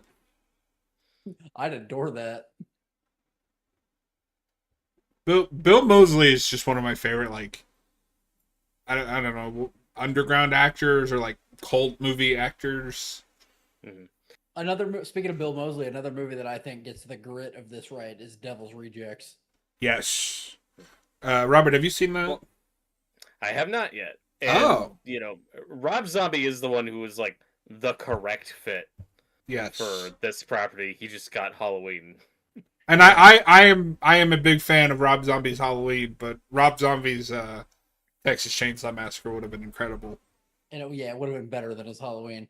I don't love House of a Thousand Corpses except for the opening scene with my. It's over there somewhere. My Captain Spaulding. Yeah. Fried chicken and gasoline. You've seen that, right? I have not. Oh. Devil's Rejects is Rob Zombie's best movie by a mile. Yeah, we should do a. Would a double feature of those two be too much tonal whiplash? Too much Rob Zombie for Robert. Well, because House of a Thousand Corpses is like schlock, and then Devil's Rejects is like, oh. Oh. I don't really like House of a Thousand Corpses. It's very, this is my first movie energy. What a horrible nightmare. Oh, God. Dear God, it's growing bigger. I do love his song from House of a Thousand Corpses, and I love. I'm a fake fan. Forgot his name. Spalding. Sid Haig. Sid Haig. Yeah, that's why you need to watch Hatchet 3. He has the best cameo of all time. He plays a deaf, dementia-ridden racist. Oh, good. I love how this is uncomfortable because it's just a bunch of people like howling at each other. You like the face lamp? I love the face lamp. There are a few movie scenes that would be as much of a nightmare to be a part of than this one, because this is in the middle of the Texas summer. All of the windows are blacked out, and then you have all these fucking lights on. And this scene was like a 26-hour shoot or something. Jesus. Yeah, the number keeps changing in all the interviews. Yeah. Somewhere between 10 hours and 26 and hours. somebody threw up or something, and I bet. Like like the smell and the heat, like just so fucking unbearable. Last thing I want to say about Bill Moseley, Hayden, I don't know if you've watched them, but all of the music videos for Einstein Kills Silver Scream 2 are connected because he's the police officer in them, like investigating the murders. oh, It's really cool. What I was gonna mention about Bill Moseley is it was really cool casting to get him as Drayton Sawyer in Texas Chainsaw 3D. It just sucks that he's only in one scene. That's because Always. that's the best movie of all time. No, none of that computes. no. I forget, Hayden. Have you seen Texas Chainsaw 3D yet? I think I have, but like, if There's I funny have, stuff it's in been it. a long time. But like, I know all the things that are stupid about it. But it's a lot. That movie is beautiful. I love that Leatherface It's- is like almost the hero at the end. Well, he is. In this He is. He's always been it. I mean, it is the fourth best Texas Fourth Chainsaw best. movie, You're not wrong. and my movie is fucking up. That's awesome. I don't want to go It's fix just, it. It's just people screaming, John. Yeah, I have like no sound on it for whatever reason, but it's fine. This is this, Hayden, you alright? Ed's freaking out. what? You were freaking cutting out. Oh, good now. Good now. Okay. Money now. No. No. I was joking that this is the franchise that should get a Prometheus. I mean, the beginning, like, No, I think he means like a spin-off prequel that expands the lore. It's really pretentious, and it's make it about Arlie Ermey's character from the remake. Just as a young person. No, the correct Prometheus adjacent prequel spin-off would be the Chop Top Vietnam movie. Yes. It's like Yes. it's a really dramatic, serious Vietnam movie I'd watch about that. Chop Top. that'd be cool. He's not. About the nature of life and war. Like, make it a really serious, intense anti-war film about Chop But Top. he's not chop. He's not the Chop Top from the second movie till the very end when he's driven insane. Yeah. It could be the companion piece to Leatherface. Yay.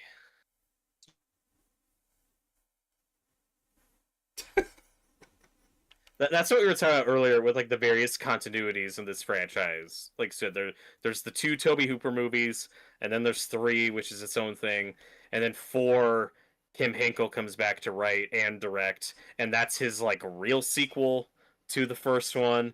And then there's the remake era, and then there's the Lionsgate era with the 3D sequel and the Leatherface prequel, and then there's the Netflix film, which is whatever. Like, Which doesn't know what the fuck it is. yep.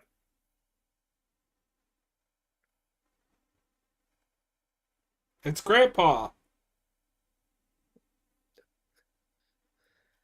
All right, Yeah, this is gonna piss me off. I'll be right back. Okay. Okay. Hayden, I haven't been to a lot of tea parties per se, but I don't want to go to this one. No. Completely unrelated, Robert. Do you want to come to our family dinner next week? Okay. Okay.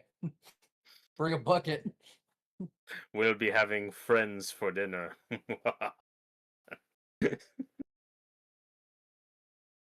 My great grandpa will be there. No reason.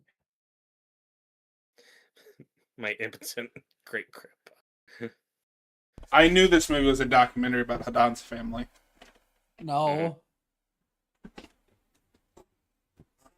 And Yeah, I think you know, I think Grandpa was also the same actor in Texas Chainsaw 3D because that guy is like 20 here. what's really tragic It's There's no duel between Franklin and Grandpa. Yeah, good call. They should have done that in the sequel. Just bring back Franklin with no explanation. Oh, they should joust.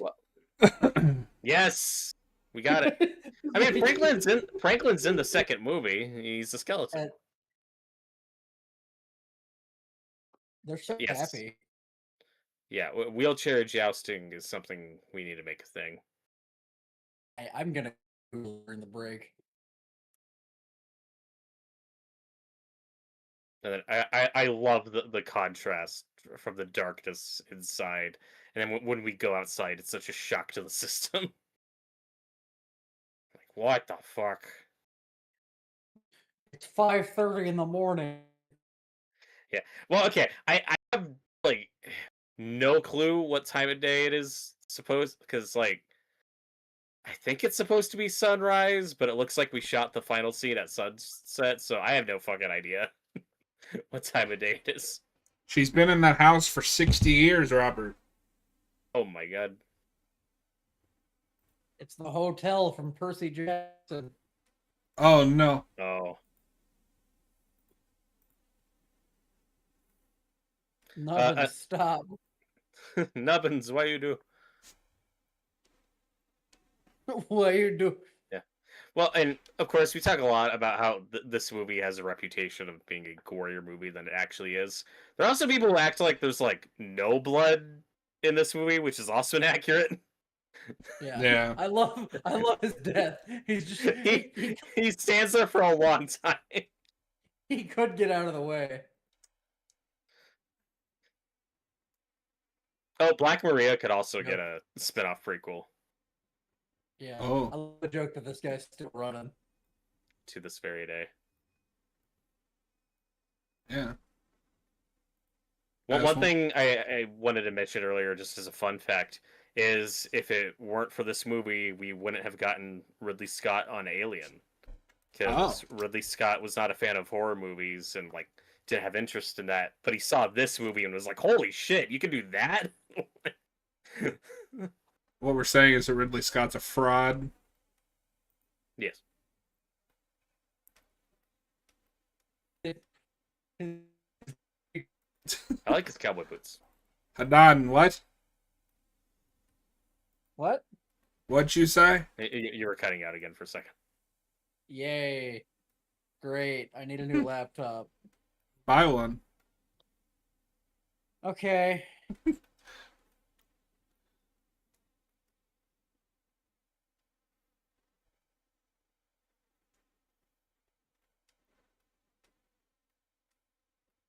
Get in the truck. Move, bitch. And like this ending is very cathartic, but like there's something lost here. Like she has snapped a little, as most people would in this situation. No, it is a perfect final shot. Yeah. In how cathartic it is, but also just like how sad it is, because you know that like she's fucked, like, in the head.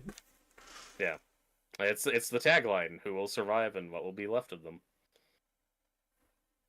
And then Leatherface does a little dance. And it's adorable.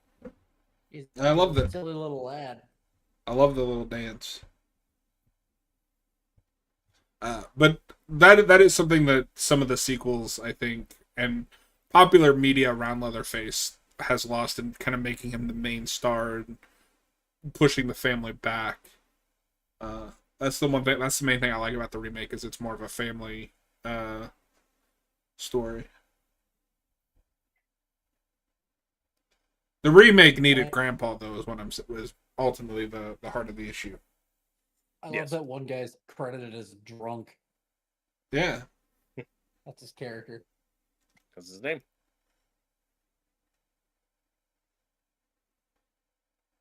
Good movie. Great movie. One of my favorites. It's very good. And then they made sequels that range from amazing to what the fuck. Yes. Leatherface and Texas Chainsaw Massacre 2022 double feature win. Oh no! There are 4 commentaries on this thing. Yeah, watch all of them. I'll probably listen to the one with Tobe Hooper, Gunnar Hansen, and Daniel Pearl. That sounds cool. Yeah, that could be cool. I haven't looked, but I assume the special features on this 4K are just carried over from the Blu-ray. The only special, like Robert said earlier, the only special features on this are the commentaries. Yeah, I wouldn't be surprised if they put together some new special features for the 4K, but I don't know. I can check. More commentaries. Oh. Nope. Nope. Chainsaw only. Nope, there's no special features other than just the commentaries. Commentary with Marilyn Burns, Paul Partain, Alan Danziger, and the art director. Commentary with Tobe Hooper, Daniel Pearl, and Gunnar Hansen, and then another commentary with Tobe Hooper, and then another commentary with the editor, cinematographer, and sound recordist. Yeah, I'm sure the sound recordist will have deep insight into the making of this fucking movie. I mean, yes. Correct. The one with Marilyn That Burns sounded sounds pretty interesting. straight. I'd be curious to see what she has to say.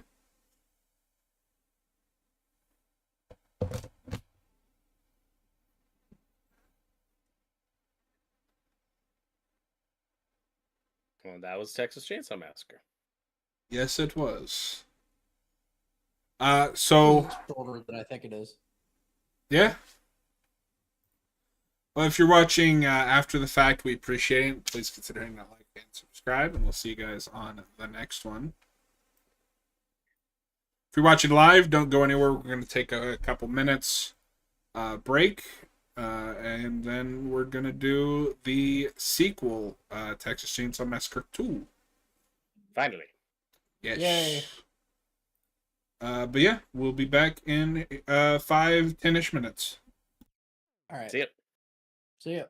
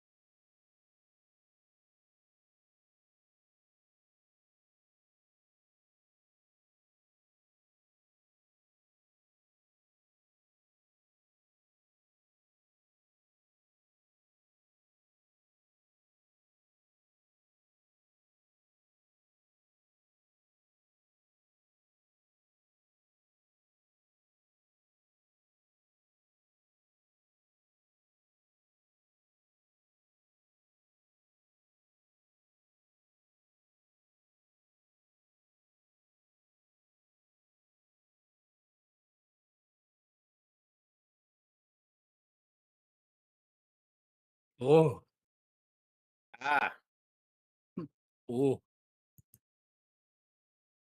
hey, A hey. E.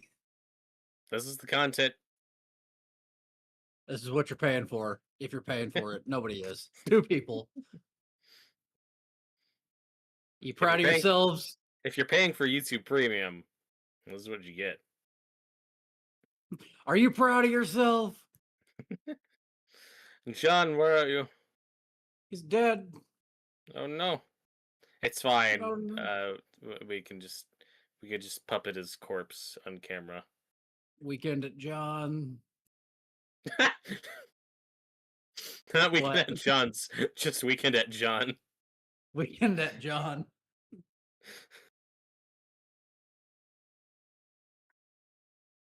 I mean, that's what they do with Nubbins in this one.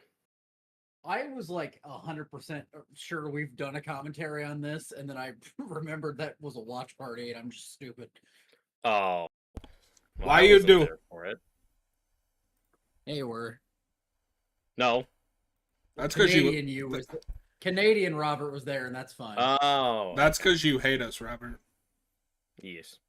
I mean, you don't do watch parties because you don't like us. Do you guys? When was the last time you guys did a watch party? Not Never, because Hayden's always like, I don't like you. No. me and Austin did one Tuesday, but that was the thing we were already watching, so it's Gotcha. we finished the Pentaveret with Mike Myers. Hell yeah. A beautiful series. I mean, you liked it enough to give it a 3-star. Oh yeah, it's art. Have you seen Robert? Have you seen any clips from that? Nope. He shows up in costume as Shrek.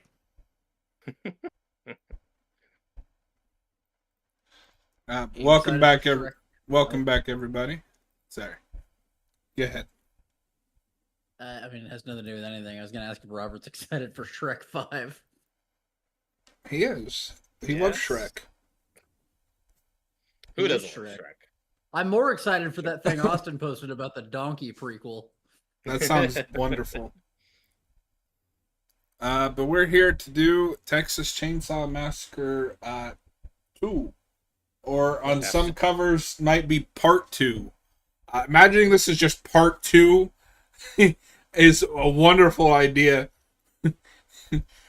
It is the second half of the first movie. The like normal cover for this movie that's everywhere is terrible. Oh, I love it. What? The Breakfast Club parody? No, the like the image that's on like Amazon and everything. Oh, okay. I'll see if I can find it. I'll put in the admin chat. Is it the one that's just the chainsaw? Yeah, Oh, Okay. I know exactly what you're talking about. I'll find because it. that does not fit the tone of this movie at all. Not at all. Okay. It's also the Blu-ray cover and it's whack. Yes. Yeah, I will find that in. I think I've Wait. seen that. I think I had a DVD of that. I don't own this movie at all, which sucks. But Yeah, I want to get the 4K. that's a really cool, like the neon looking 4K from Arrow. That looks awesome. Yeesh. Oh yeah. Yeah. It's almost like when they put this movie out on DVD and Blu-ray. It's like the Saw franchise was really popular at the time. Yeah, If you can believe it. Like, John, would you say this cover art accurately represents the tone and vibe of this movie, and is in no way? Oh yeah, I had Saw. that at some point. No, that's just the movie. Robert, what is that you have behind you for this Wait. movie? So that Blu-ray just posted in the admin chat. That is technically what I have, as you can see from the back. But Oh, I got you a just rant. slapped something So- on top of it. I didn't do this. They did this, John. This is the thing we were They doing. did this. They did this. So when I purchased the shitty Blu-ray, it All that was listed was that cover art. But what surprised me was it was delivered with this little extra cover just slapped, just glued on top of it. I adore that Dennis Hopper is first build, and he's Well, yeah. Yes, I mean, like, but we did this weird thing for a couple years where instead of making slip covers, we did this crap, and it looks horrible. Like, if this was a slip cover, it would look great. Because I do like this cover art a lot. Yeah. Um, I'm gonna be honest, Robert. I have never seen that before. yeah, that's. I also have a copy of The Fly that's like this. That's like original artwork, but it's just a piece of cardboard just glued. I think somebody just hates you. It's a thing we were trying. Like it's like we were that cheap. We were like, well, we don't want to produce full slip covers. Let's just do this. But I also don't own The Fly at all, and it's my favorite Cronenberg movie. So oh my god. I don't know, Robert. I can't say they did that when you're the only person that I've ever seen have something like that. It's true. I'm not wrong. I don't buy that Robert printed out the fucking like stuck it to his movie. I just love that Robert's like, they did this. They did this. They did this to me. You know how much I sacrificed? But this is a beautiful film. I go back and forth on if this or the first one is my favorite. The first one is objectively better, but this is much more my tone of movie. And by that I mean it's batshit crazy. Yeah, this movie's insane in the best way. This and Evil Dead 2 would be a wonderful double feature. And it's funny that you made the comparison with Evil Dead and Texas Chainsaw, because I think Evil Dead 2 and Texas Chainsaw 2 have even more in common, where it is a sequel that just takes everything and amps it up by 1,000,000%. Yeah, but I think where Evil Dead succeeds in this one doesn't as much is Evil Dead never lets up. This movie kind of lulls a little in the middle, but then it picks back up at the end with the insane layer. It's hard to explain the difference, because Evil Dead 2, yes, is a straight up comedy in the way the first one isn't, but this is like this becomes a satire of itself in a way Evil Dead 2 doesn't. I would actually compare this more to Gremlins 2. Yes, that's also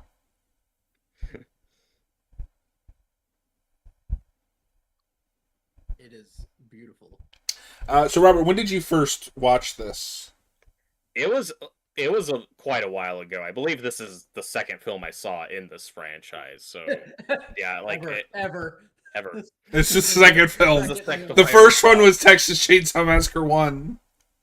Yes. When he was a young warthog. Oh yeah. So it was probably like 10 years ago when I saw this movie and really enjoyed it, but then didn't go back. I haven't seen this movie a lot until revisiting it, but it's a fun time. Yeah, I actually saw this for the first time. It had to be super recently, and I don't know why. This is another one I think I owned for a while. I think part of what put me off was that cover that you posted in the admin chat, because I didn't know what kind of movie it was, and so that just made it look super generic. And I was like, I still need to watch the first one. I don't want to watch the first one, so I'm not going to watch this one. And I just never got around to it. Hadan, when did you first see this movie? I don't remember. It was pretty shortly after I saw the first one for the first time, and I'm immediately like, I'm locked in. This was made for me. These are my people. These are my people. Dog will hunt. I require this. Dennis Hopper and Bill Moseley in the same movie just instantly makes it one of my favorite movies of all time. It's beautiful. The chainsaw fight. Dennis Hopper with dual chainsaw. It's an art piece, and it needs to be seen. It belongs in a museum. It does. Robert, are you muted on purpose? Yes. Okay. Everything good? Demons. Yes. Just real quick, off topic, but I was looking for something. I have it's out of print. That's why. A couple years ago, I had no money, and I went to Walmart, and they had a Fly box set of Yes. And I wanted to buy it, but it was like $45, and I didn't, and then it went out of print, and I can't find it. Oh, Yep.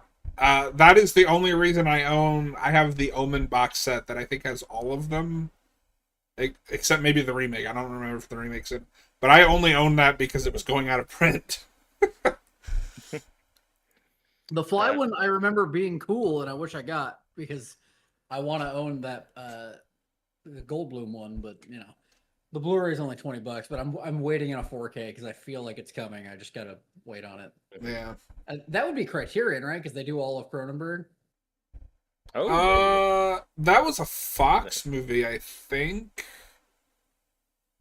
Wasn't it? So that would be whoever Disney licenses it out to. Oh, okay. Disney technically owns The Fly, unless I'm mistaken. Yay! They'll make flies. yes. Yeah, They fly now. Yes. Somebody, you joke, but there will be a Fly Legacy sequel with Jeff Goldblum at some point. Yeah. Yay. Wait, All right. no, they can't. They will. You say that, but He'll play his twin brother. I mean, with no, Gina Davis, maybe, but no, Gina Davis can't be in Play her twin movies brother. anymore. She's been banned from film. why? I don't know. What was the last thing you saw Gina Davis in? The Exorcist TV show. You haven't Yeah. seen that, I haven't, but I know she's in it. so that I- doesn't count. I think she was just in that show, The Burrows, that just got canceled Oh, after one season. I don't even know what But that Rhode is. Island ruined her chances.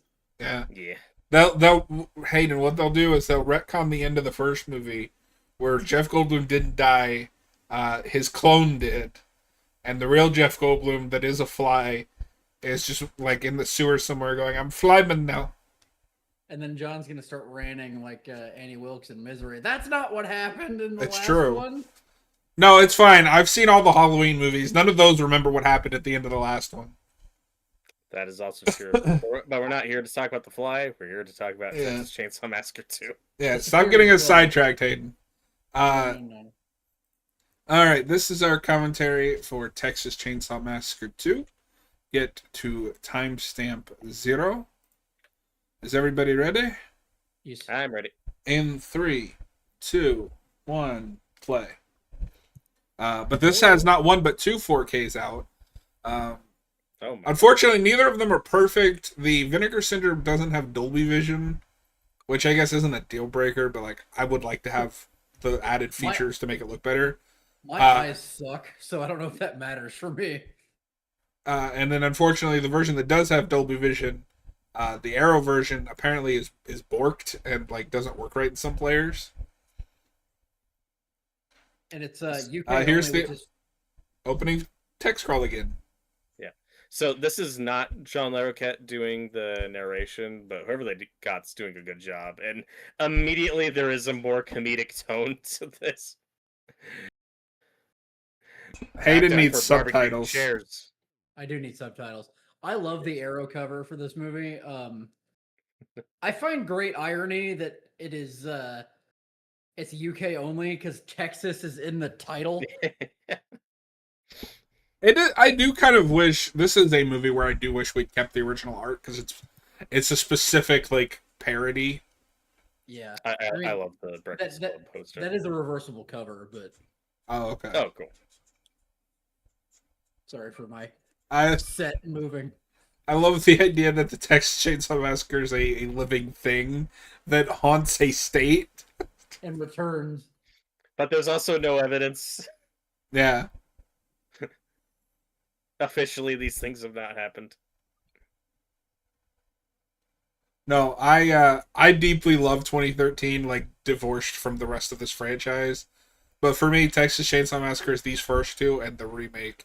And I like the beginning well enough, but like it's not amazing or anything.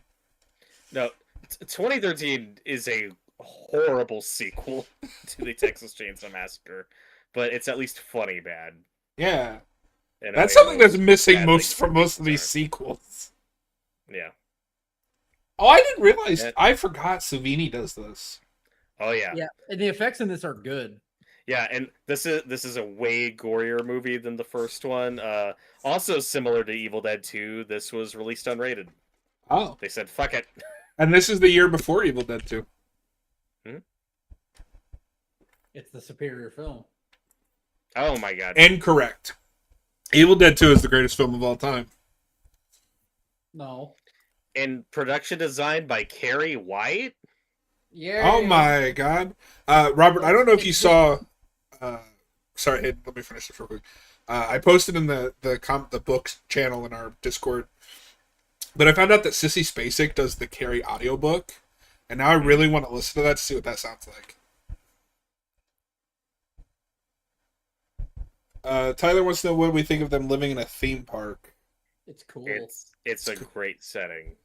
Everything in this movie is perfect. There's nothing wrong with it. They have a supervillain lair. It's awesome. Yeah. It is. If I had any actual critique of this movie, is I think it's just 10 minutes longer than it needs to be. Yeah. But otherwise, it's great. I wonder if It's Joe only an hour. Dante likes this movie. It seems like he would. The movie I- wastes no time telling you what the tone is gonna be. Yeah. I love these two. They're great. Like, and I am sympathetic to a point that if you wanted the grit and vibe of the first one, this is not that kind of movie. It's true. No, this is my kind. Like, well, I was gonna say this is my kind of trash, but it's not trash. It's art. Yeah, I prefer the original, but I appreciate what this one is going for. Also, that guy's yellow sweater's amazing.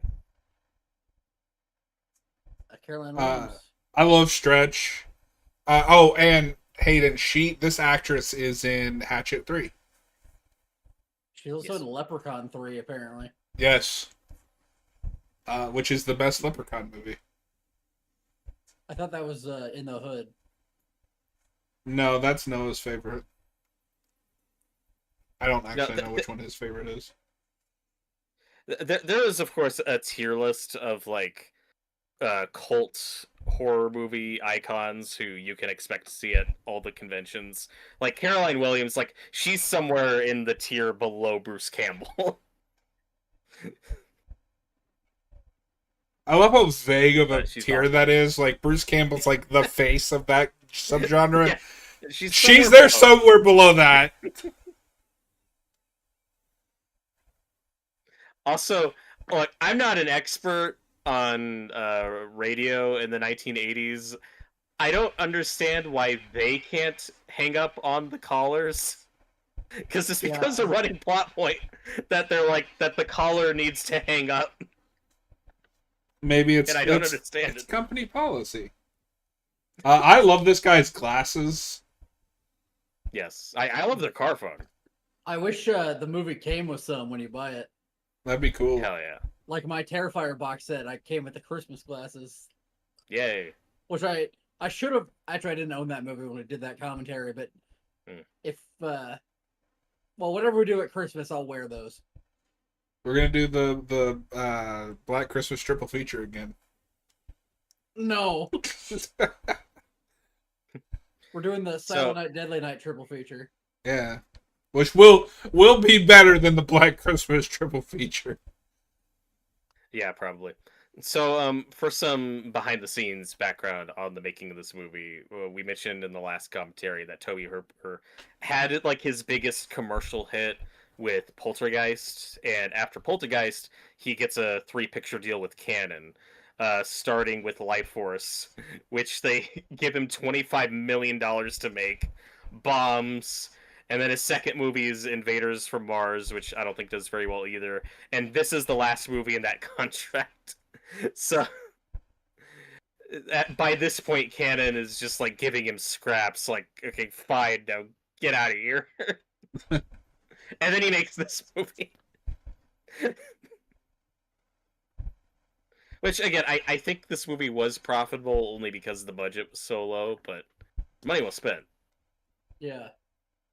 And this is also after years and years of, pestering of like, when are you gonna make another Texas Chainsaw movie? Because you're the Texas Chainsaw guy. That's all you want. And now we're like over a decade later, and he's like, "Fuck you! This is your Texas Chainsaw sequel." Yeah, it It's very awesome. much is like grumpy old man is tired of being asked. The fact that this is at 50% on Rotten Tomatoes is a crime. Yes.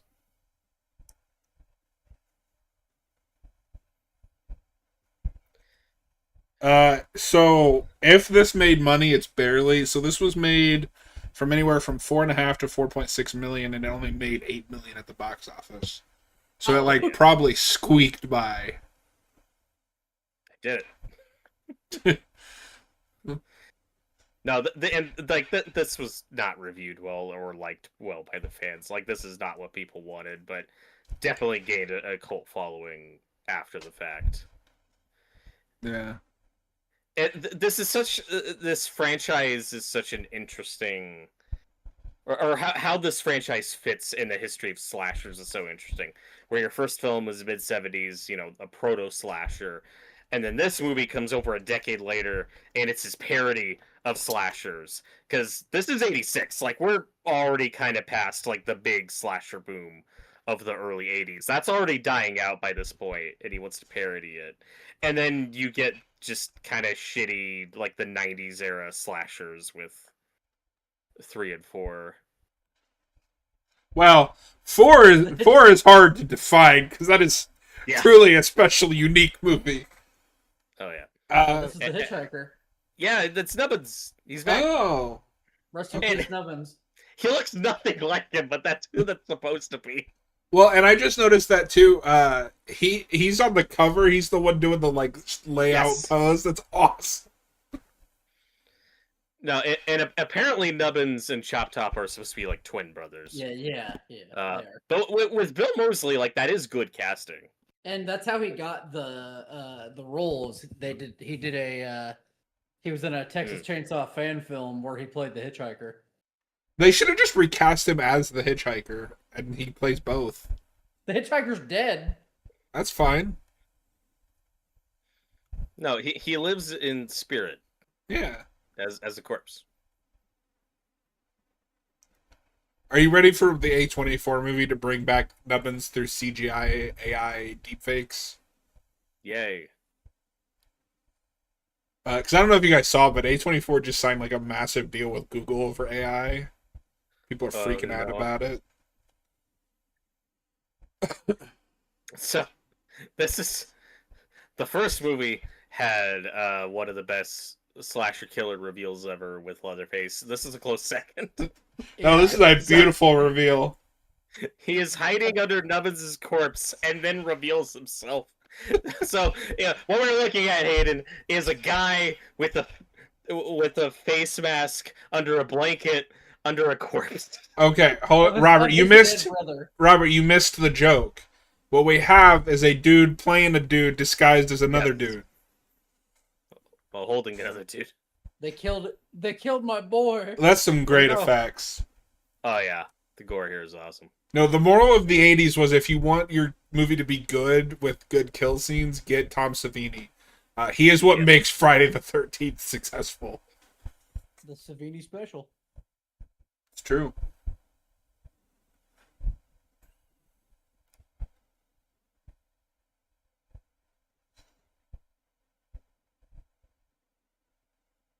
Science words.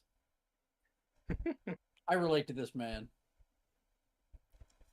And here comes the best character in this franchise. I also relate to him. The fact that this movie got Dennis Hopper is fucking insane. It's amazing. If I could be a cop in a movie, it's this one. Well, and what's funny is this is probably, 10 years before Speed? And he looks the same. Like, he's always just been mildly older man. Yes. No, he's like Tommy Lee Jones. He was just born a middle-aged man. Yeah, I mean, we joke, but I don't know if I've ever seen Tommy Lee Jones like actually young. No one has. Not even him. Dennis Hopper's in that. Isn't he in that in a biker movie from like the 70s or 60s? He's an Easy Rider. Yeah, he's an Easy Rider with Peter Fonda and Jack Nicholson, I think. I have haven't not seen it seen that, but I should. I My haven't first, seen- that was my first Dennis Hopper movie. That movie's great. But my second Dennis Hopper movie was Blue Velvet, which is a fever dream of a film. Yes. If you haven't seen it, I recommend it. My first Dennis Hopper movie was Super Mario Brothers. I've never Oh seen my that. god, another iconic villain performance from him. A monkey. Tyrannosaurus Lex, the Lizard King. A lizard king. I've never. Believe it or not, I've never seen that. I'm making you watch that. It's something. It's a beautiful movie. That should have an Arrow release. Didn't think it it get a got a 4K? Maybe, I don't know. Hold on. I feel like that is a movie that has been kind of reappraised by younger generations of like the weird. Yeah, it's a weird movie. Oh, it did not. Oh, I guess it did get a 4K, but not in the US. Oh, Disgusting. I think that's Australia. That, Let's that's. try again. I do. Do you think it is a good idea to link this to the first movie in any way outside of the family, like by having it be Franklin and Sally's uncle? I think that's fine. It doesn't bother me, but I could see that being a point of contention for how different in tone this is. I don't buy that this man exists in the world of the first movie. We need the supercut of both films edited together as one 3-hour epic. It'll play seamlessly. That would be the greatest film of all time. I'd be so happy if they did that. The one of those that I am legitimately still waiting for is that It supercut. Yeah. Are you ready to do both part 1 and 2 of that together? No. Yeah. Why? I don't have 9 hours. That's not 9 hours. That's not even close. And I don't have 9 hours left in general. This is my last movie. I was given 30 seconds to live. You know, this isn't a bad last movie to watch. Oh, not at all. It's true.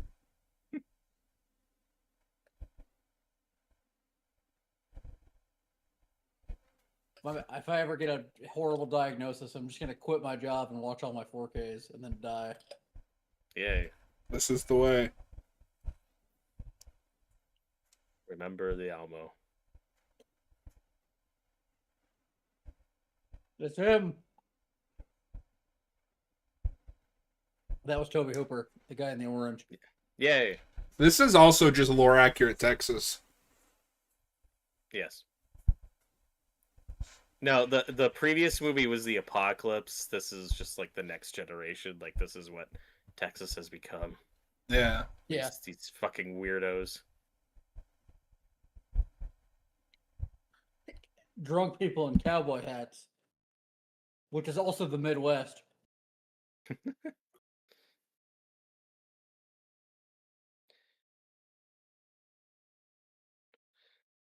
Now, well, I do like Sally a lot in the first movie, and Marilyn Burns was very good in that role. And like, I think she really works for what that movie needs from her. I think most would agree that Stretch is probably like, I think Stretch is a better final girl. Like, she's just a more developed. She's more of character. a movie character. Yeah. And also that she, I think, is better acted. Yeah, no, Caroline Williams is fantastic in this. Yeah. No, that she's an actress that I'd like to see like what other movies she's been in, because I've only seen her in this and Hatchet 3. I think, and again, this is where continuity gets weird. I think she has a cameo in part 3. I don't know.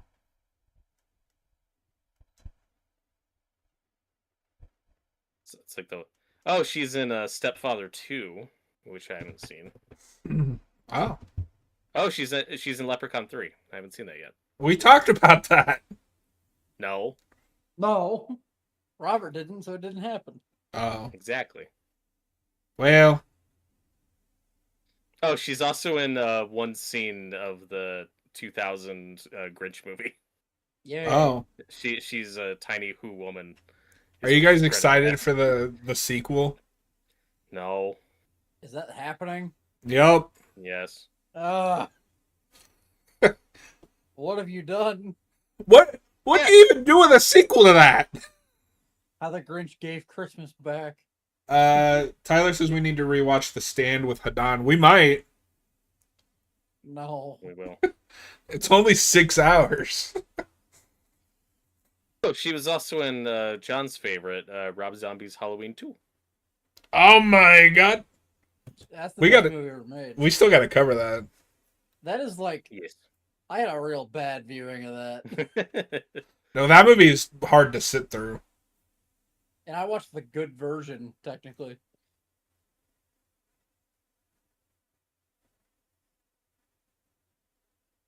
Because I watched Halloween 1 theatrical and Halloween 2 directors, which I feel are the best version of either of those movies. And I haven't seen Halloween 2 in a while, but I remember that one. I didn't like it. I want a replica of this trophy. One thing that I With think this movie does legitimately do better is shows like what they shows more of like the meat business that this family does, whereas the first movie just kind of references it, like that they own a slaughterhouse and kill animals. Yeah, but here it's in cartoon land. That's fine. Yeah. He wins the ultimate chili cook-off. It's all about the meat. The Texas Oklahoma chili cook-off. Oh, she's in Renfield. I don't remember her in that movie, I don't either. but I only I've seen saw it that once. and I didn't like it. Oh, I liked it quite a Oh. bit. I'm gonna cosplay as this outfit for Drayton. No, this outfit is peak. Yellow pants, we- yellow we- shirt. God, we all have an uncle or a grandpa who dressed like this. I don't think I do. Does I wonder if he wears this in the game. I don't remember. I like that hat. Don't skip on the meat.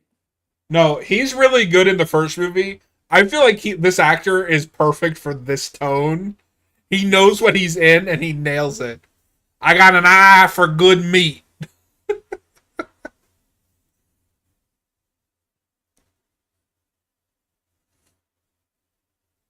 No, I like it's a to- really wholesome film.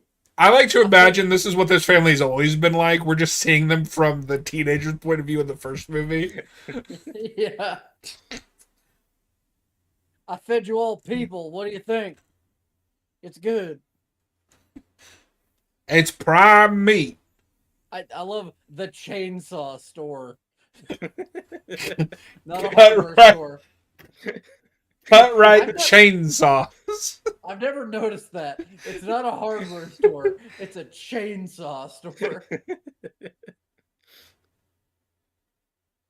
This is cartoon Well, land. And what's funny about this franchise becoming all about chainsaws is in reality, those are like the most pain in the ass things to use. Yeah, you can't use that as a weapon. That's not true. I've seen Evil Dead 2. You cut your No, hand off with try- one and replace it with the chainsaw. No, like trying to chase somebody with a chainsaw, man, it's a pain in the ass. The thing with Ash's chainsaw is it feels like he's able to start it on command. Yes. And he doesn't have to So- starting it. Well, no, that's not true. He has to do the pull. They make a case of that. He's got it attached to the belt on his shirt. Yeah, which that's pull starts don't work like that. I mean, No. this is also the franchise where they can just drop the chainsaw and he can catch it with his stump. Yes. No, this is the chainsaw store because all they sell is chainsaws. No, I would love to shop here. And it looks Oh. like a dirty shack, but then inside it's nice. It's a crime we've never properly been able to like do an Ash versus Leatherface match in a video game. Yeah. You can in Dead by Daylight. No, because Ash doesn't have his chainsaw. I want chainsaw on chainsaw Yeah. action. You can do Leatherface versus the Xenomorph in Mortal Kombat X. That's cool. That's true. Leatherface is really fun in that game. Yeah, he is.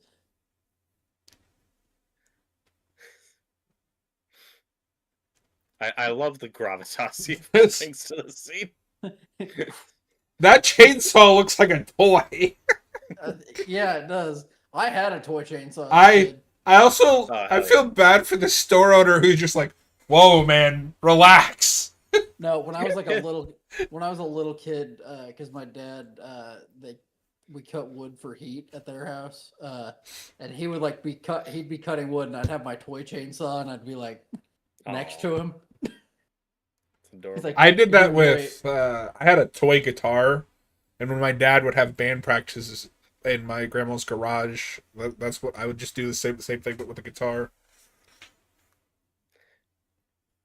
No, imagine. I was just thinking of that scene in the Terminator when he's buying the guns from Dick Miller and then shoots him. Like, imagine that scene, but instead it's the Terminator buying chainsaws. He's like swinging him around. I love this like big ass chainsaw that he won't use in the third act. He's freaking out. I You're also doing it wrong." every time I watch the third act of the first movie when Leatherface is doing that little dance, I just imagine at some point that chainsaw had to like go flying out of his hands, right? Yes.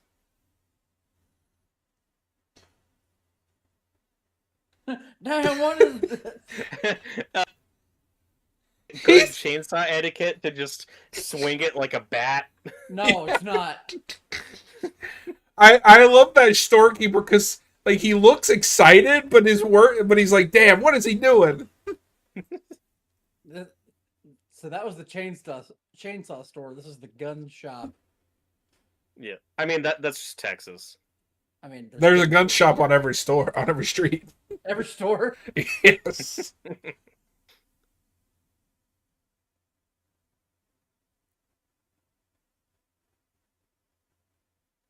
I forget. Was Stretch in the game?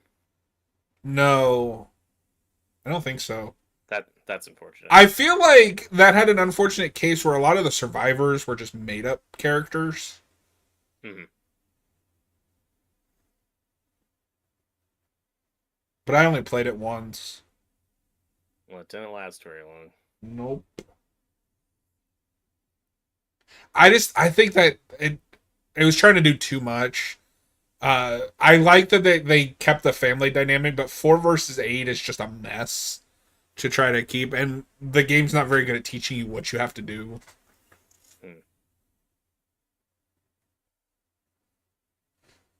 If they'd added what's his name, Lefty, Dead by Day, or Dennis Hopper's character, then it would have been the greatest game of all time. Except that would have been like the Dead by Daylight thing where they couldn't get the likeness, so it's like not Lefty.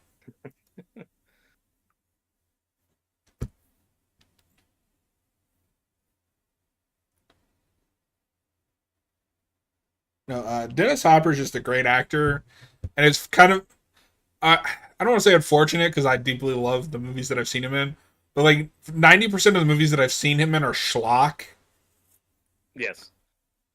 But he's also like this acclaimed great actor. Yes. This Like is not schlock. he's the human villain in Land of the Dead, and that is a deeply flawed movie, but I love it. And he's great. He's the main antagonist of Super Mario Brothers. He's the villain in Speed, which is a great action movie. Yes. He's Bowser. That's the first person I'd cast. Well, King Koopa. Well, and it's strange too because I feel like he's just playing this how he would in a like a regular serious movie, Mm-hmm. but it somehow matches the insanity of everything else that's going on.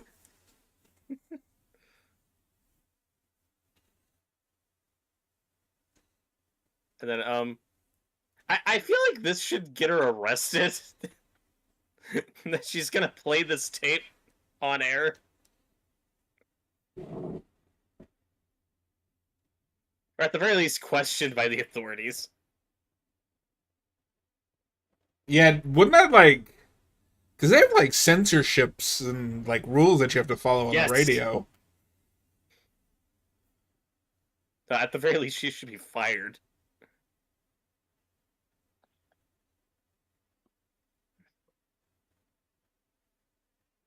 What's on the radio?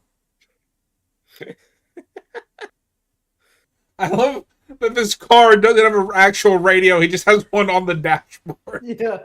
Yes. Well, he spent all his money on the car phone.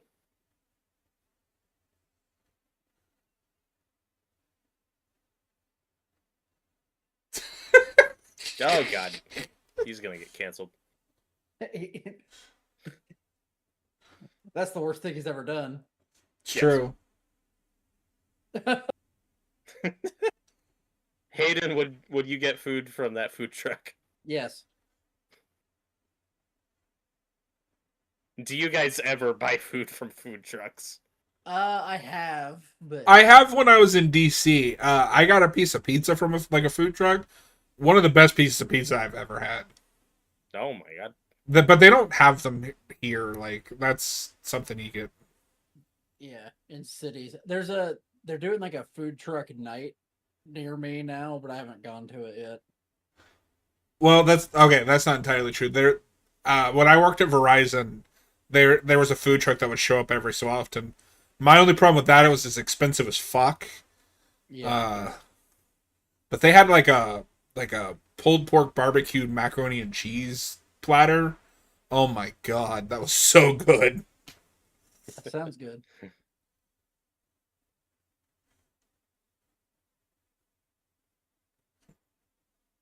So is this her boss or her partner? Yes. Okay. I like him a lot, and I feel really bad for him at the end of this movie. Yes. He gets bad. And this is definitely not intentional, but it reminds me a little bit of Hellraiser 3 with the main character, and that's a journalist, and she has that like cameraman that's kind of her mentor. Similar dynamic. And then he turns into a camera deadeye or a Cenobite. As you do. Hellraiser 3 is also a beautiful film, but this is a more beautiful film. It's higher on the spectrum of beautiful. Yeah. God damn it!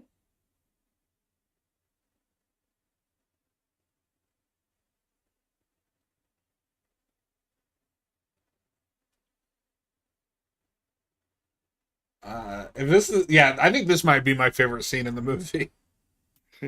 Wonder why.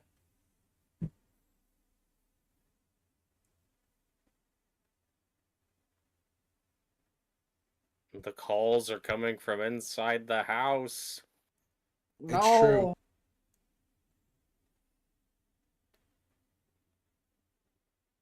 We're gonna do the When a Stranger Calls remake. Oh god.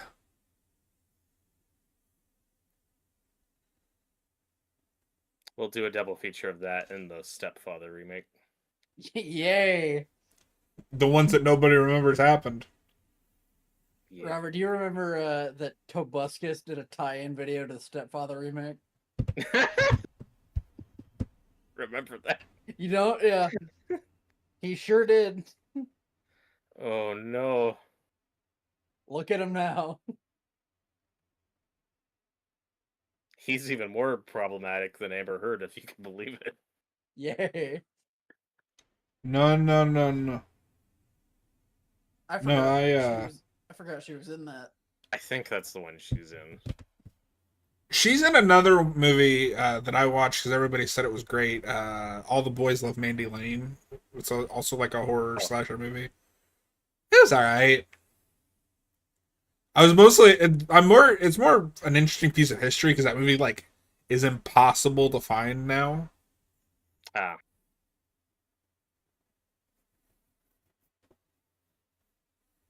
It's our boy. He's coming. Oh no, don't say it like that.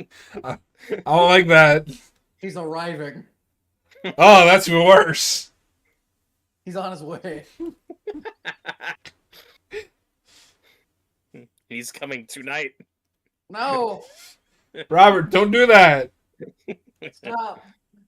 I know the second commentary's devolved, but we can't devolve this much. I like the lighting, the like red lighting behind the door, and then she before she opens it. Are we gonna do a third commentary too, so it devolves into more nonsense?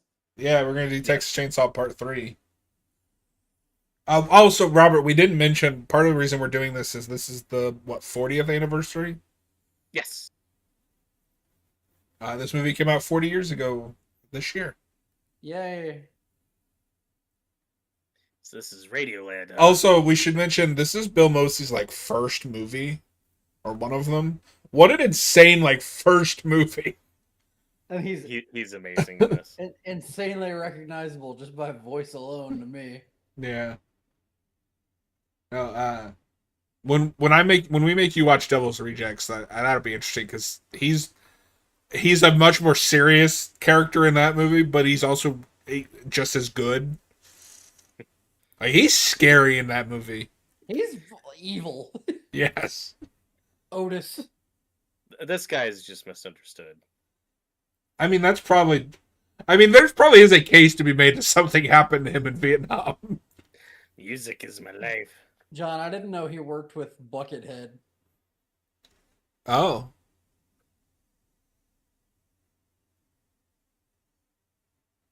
Oh, they were in a band together. Interesting. Porn bugs. Oh. So, I don't know if I'm just stupid, but I've never understood the like comb thing and scratching the plate. Like, is that like an injury thing or? Well, it's itchy. Oh. So he scratches it with a coat hanger. But why does he have to make it hot first? Because it feels good. Oh. And then he licks up the flesh he scrapes off of it. It's to cook the meat, John. He's more machine than man.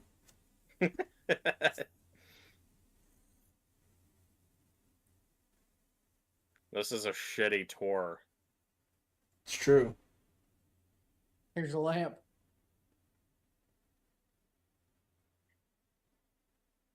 It's too bad they couldn't get him back for 3. He would have given that movie some personality. Although, Ken Foree's in that movie, which makes me interested to see it. This is not his first movie. He was in a movie called Endangered Species.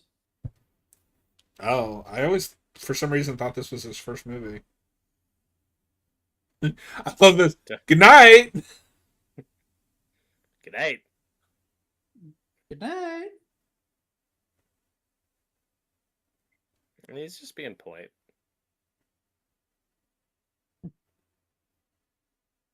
Yeah. Good night. He's an evil bong? Hell yeah. Okay. To be fair, though, Hayden, he's credited as cab driver, so he's probably in that movie for like 30 seconds at most. Yeah. And then, of course, he's in Repo, the Genetic Opera, which is a wonderful movie.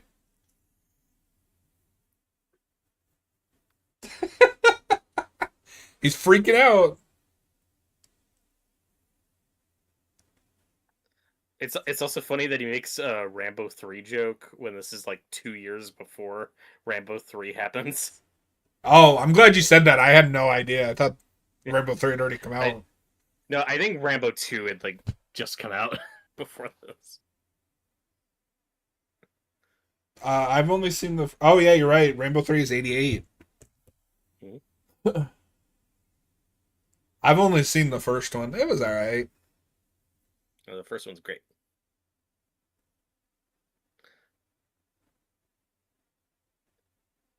Also a movie about a man discerned from Vietnam.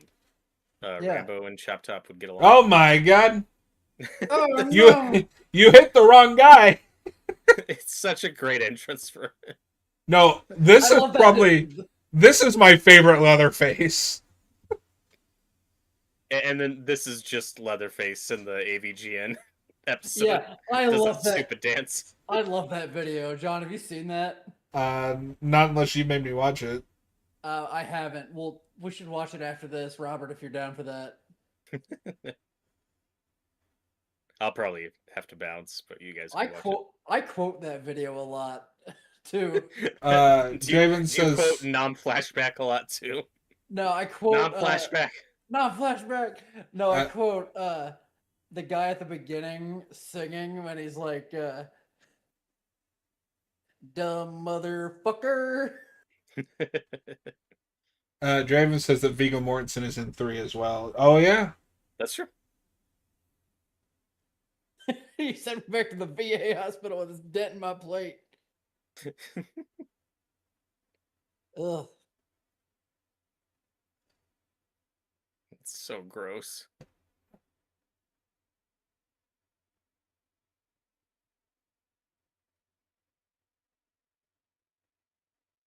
Dog will hunt. Get that bitch.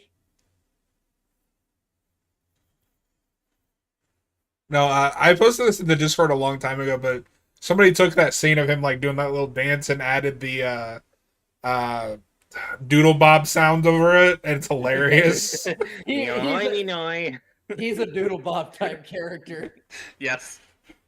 I mean, everybody is like some percentage of Doodle Bob. He is a higher percentage of Doodle Bob.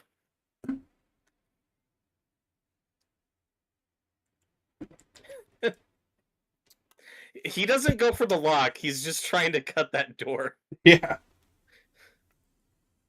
No, that's what I'm saying. I my new headcanon is that they were always like this in the first movie, but we're just seeing them from the perspective of a bunch of teenagers. Yeah.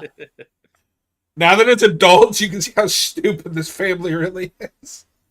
No, Oh. they are a They look wonderful, on beautiful family. I mean, that's true. This is Robert's uncle.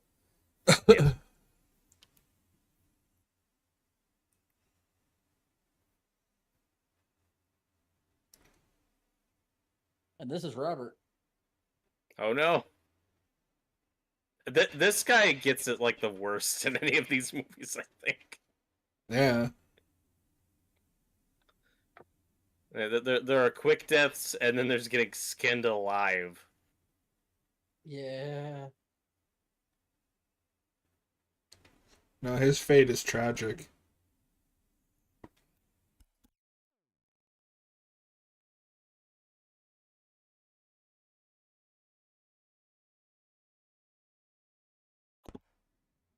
Robert, you can either be that guy or in a Saw 7 trap.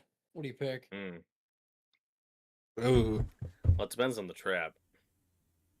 Oh, if I'm in the opening trap of Saw 7 with that other guy, that one. Yeah, Oh, that's okay. an easy. That's an easy one. No, Oh. you're the woman. No, no. No, I'd be one of the bros. No, you're Chester Bennington glued to the car. How is... Oof. Oh. Time Frank. I found that video I was talking about. I sent it to both of you. It's a beautiful Oh, video.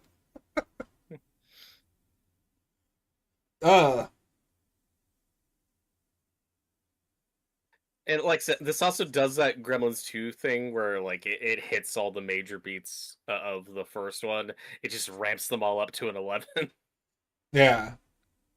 No, I wonder if Joe Dante was like, you know what? You want me to make a Gremlin sequel? I'm gonna Texas Chainsaw Massacre to it. Hell yeah. Which I found out, I forgot, but I must have showed this to Jake at some point. But Jake likes this movie, which shocks me that he didn't like Gremlins 2. Yeah, not annoyed's the wrong word, but the fact that he hated Gremlins 2 is disheartening. Yeah. Disappointing. Maybe you should keep running. No. There's nowhere to run. They should do another Texas Chainsaw chapter in Dead by Daylight and add Stretch and Hell yeah. Chop Top. Get Bill Moseley to voice it.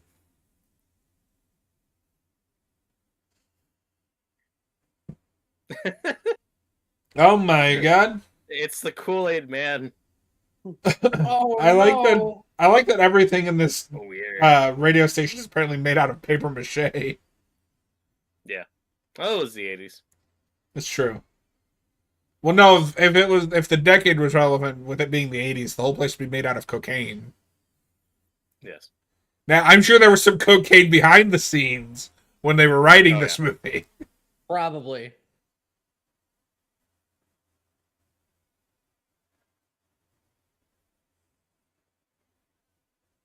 Some say that guy is still getting beaten to death to this very day.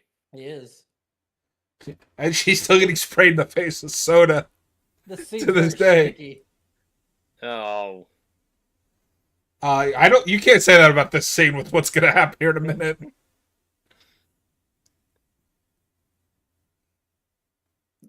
the actor playing Leatherface here does such a great job with his face acting. Yes. No, this is my favorite Leatherface. He's so good. It's almost like the chainsaw represents his penis. Oh. The Texas Penis Massacre.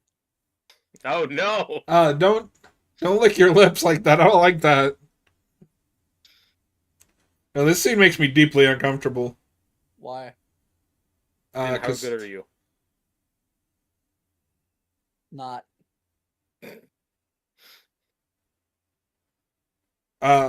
somebody named Kinky Friedman has a cameo as a sports anchorman in this movie.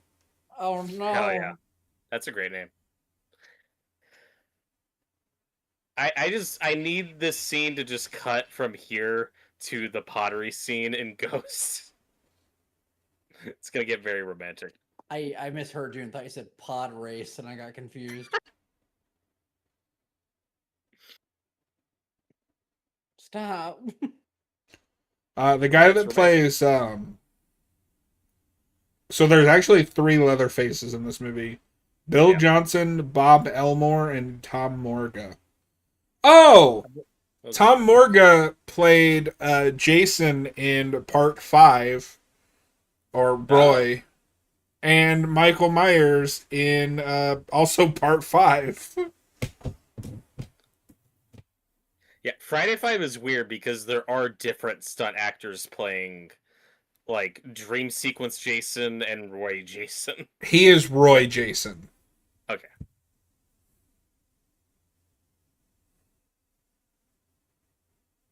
So apparently he's only Leatherface in one scene. I'm sorry, I have that wrong. He's Michael Myers in the first half of Halloween 4, but then was replaced Okay. for the second half of Halloween 4 because that Yep. movie is it that no Halloween 4. I was wrong about which movie it was. Because I think it's also 4 that has the pink mask for a shot. Yes. That's so I'm guessing where you do see him in that movie is early on when he has like the bandages and stuff when he doesn't have the mask yet. But then in the back half of that movie, all the reshoot stuff with the other guys, like with the traditional Michael Myers mask, that looks like shit. But then there's that one shot because originally they shot it with the pink blonde mask. How did nobody notice that? Yeah. And then there's still one shot of it in the movie where they're like, ah, fuck it. It's Nobody so cared funny. making those movies. It's so funny that No. that mask looks so bad because they did the same thing to make it that they made the original with, and it just didn't look right. Well, my understanding is they hired like a overseas company to make it, but like had no reference pictures, so the people making it just had to wing it, and they thought pink with blonde hair was the right way to go. No, I'm talking about the main mask in that movie. They Oh, did the same method that they did with the original, where they took the old Kirk mask, cut the eyes out, oh, painted okay. it, but it just doesn't look the same. Yeah. Although I will it's say 4 probably has the best mask of those original sequels. It gets worse with like each movie, but Well, what's funny is I don't even like it in 2 because of the face shape, even though that's the same mask. yeah. 7 has a really terrible one because you can see his eyes too Yeah. much. But Which also wait, which which one also is had, 7? H2O. And But that was also another has one- the best bad mask where it's CGI for a shot for no Yes. reason. Because that's another one where they filmed with a different mask that K and B made, and then they didn't like it, so they reshot all the scenes, and then there was one shot they couldn't get, and that's why it's CGI'd Yes. to look like the newer mask. It looks horrible. No, It can't all be the good mess. at anything because Scream had the same thing where K and B did a mask and they had to. It sucked and they had to get rid of it. I don't mind. I actually don't mind the Michael Myers mask they came up with. Like the eyes are a little too big. Like he looks kind of like an alien, but I don't know. I think it looks kind of cool. But then they got cold feet and reshot. I'll be right back. So. Okay. There he goes again. That's what we expect. Man, no, fuck you.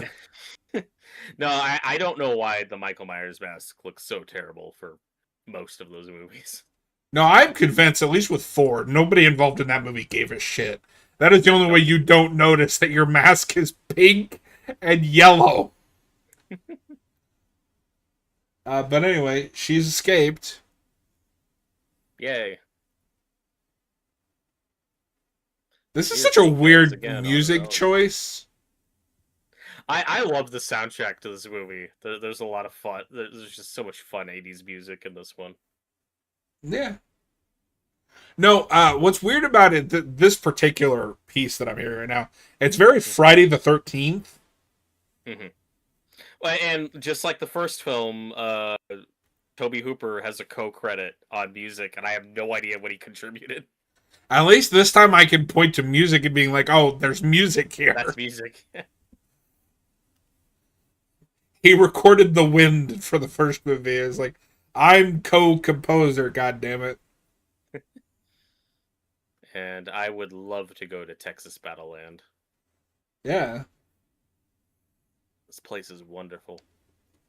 No, people in the 80s are dumb. This movie's peak.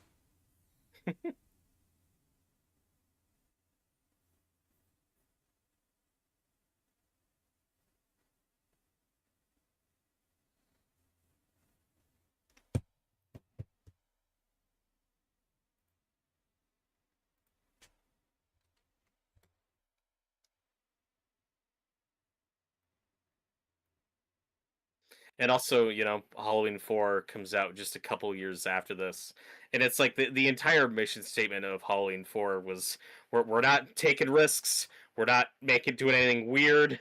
We're not going to make it apparent. Like, we were making the safest, most back to basics Halloween movie ever. Yeah, and I mean, I don't hate 4. It's, like, fine. No.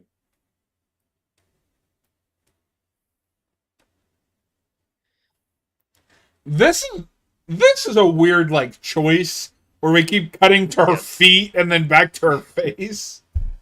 It's a chase scene. Oh.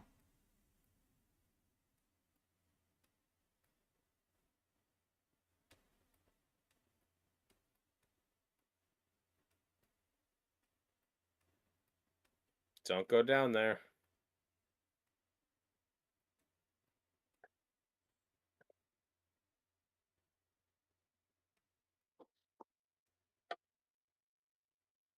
Stretch, it's me. It's Lefty.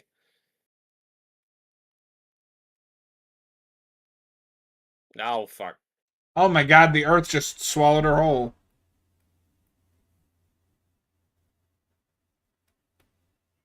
I need an indoor Texas Chainsaw 2 roller coaster that's just this location. If the game had managed to take off more, I would have loved to see them try to incorporate this into a map. Yeah. Would have been cool. Here, grab this hand. It's just lying here.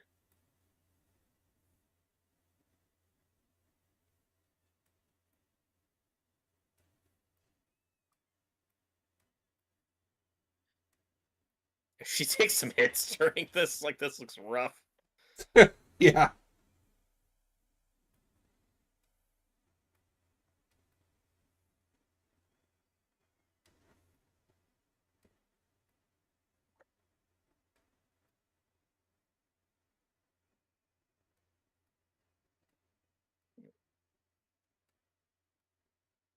If the first movie was Sally in Hell, like, this is the next level of hell. And she's still going. No, this is Journey to the Center of the Earth. Yay. She's gonna fight a dinosaur. Leatherface versus dinosaurs would be awesome. Why haven't we made that movie yet?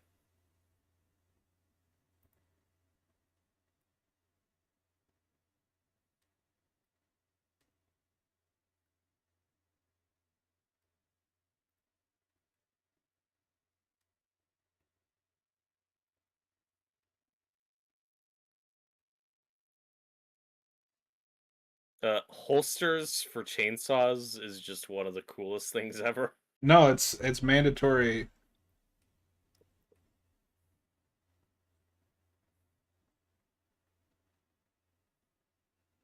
This is an underrated movie speech.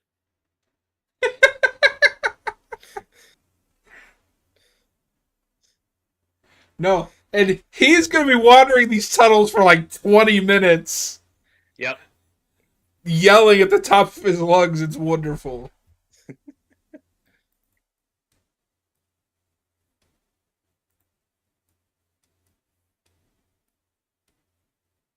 Just imagine the studio looking at the dailies of this movie, like, oh god, what have we done?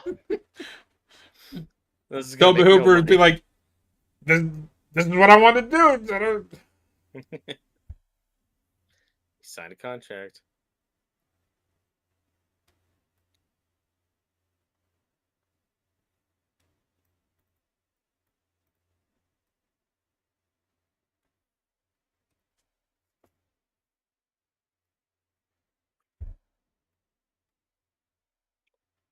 And not saying this at all as a criticism for this or Evil Dead 2 or Gremlins 2, but I do think Romero deserves a lot of credit for Dawn of the Dead and how that movie does have more humor and satire, but does kind of retain more of that vibe of the original. Like, Dawn of the Dead never felt like that much of a different beast to me from the original. Like, they feel No, it just feels like unhinged. another story in that universe, Yeah. and the characters aren't taking it seriously there at the end, so it's a little sillier. Mhm. And I'm bringing here it starts This his is another universe. here starts his 20-minute journey of screaming at the top of his lungs. Robert, this is Bring it not all another down. universe. Bring it This all is just down. how the universe has always been. And Texas Chainsaw 1 is a lie. Yeah, well, this is the superior film. That's true. So what we've established is that this movie is the reality, and the first Yes. movie was the fictional in-universe movie about Yeah. the historical events. Yeah, Yeah. But this is the real life. this is the documentary.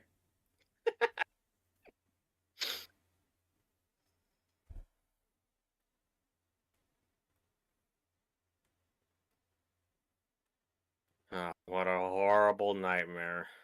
Fuck. Oh god. I don't want to play Texas Chainsaw Isolation again. What would the equivalent of the facehuggers be? You don't want to sit. You don't want to know.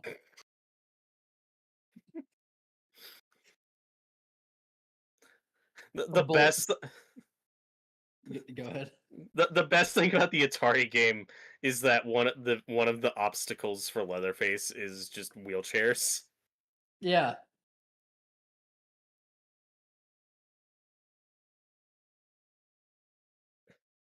I love Leatherface's hair in this. He's got kind of an afro thing going on. Yeah. Oh. Peel that pig.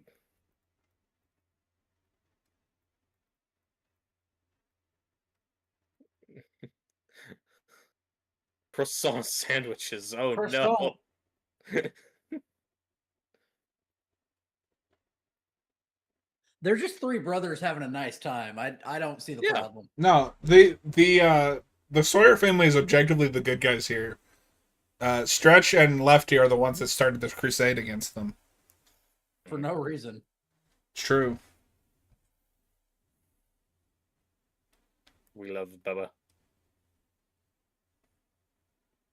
The only good Leatherface name too, because when he's fucking Jedediah, dumb. Oh,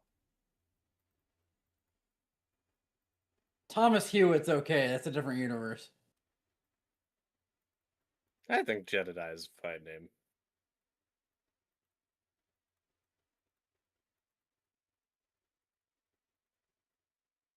Ew. Stop.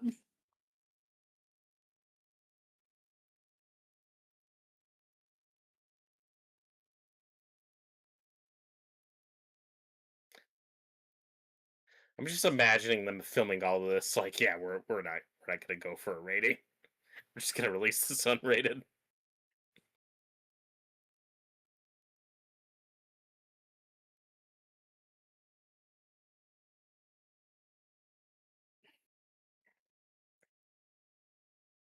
And like I said in the previous commentary, now that I've seen more of his work, I don't think Toby Hooper gets the credit he deserves for being such a versatile filmmaker. I mean, just with these two movies alone, you can see he was capable of wildly different tones. And again, Life Force, which I've seen, which is awesome, and the Salem's Lot miniseries is good.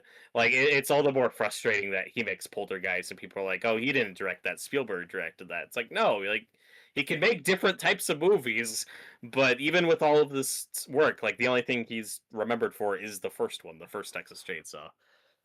That's the only thing people remember.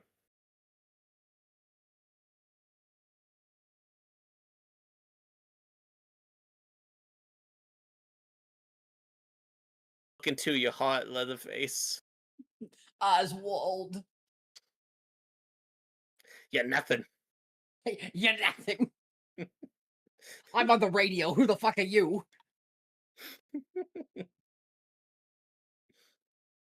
I'm the first person to fly 3 feet in the air and 2 feet forward.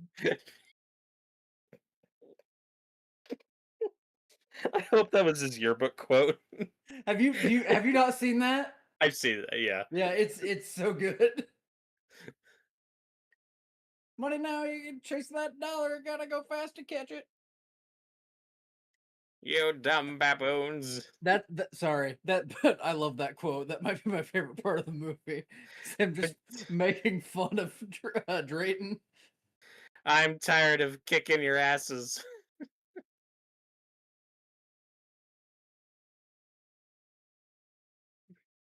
Drayton, stop. You're gonna get canceled.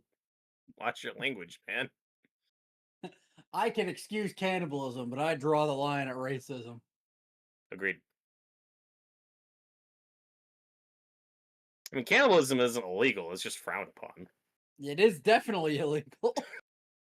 Robert, we're gonna need your source for that. No.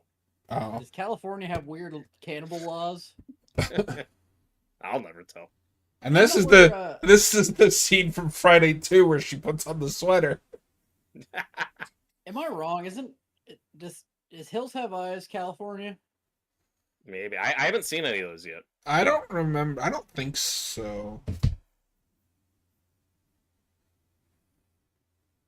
It could be like New Mexico or one of those states.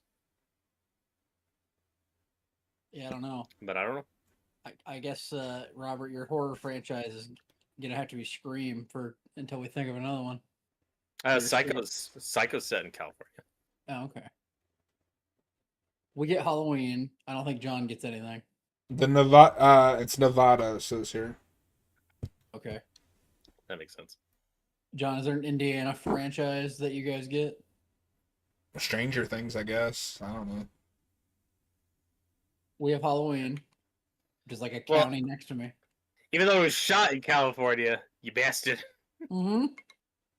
Although I think Halloween 3 is set in California. Isn't Yeah, that so- like Seattle? Well, Seattle's not California, but No.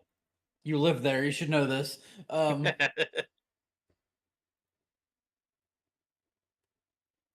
No, it's California, and then H2O is LA. Okay.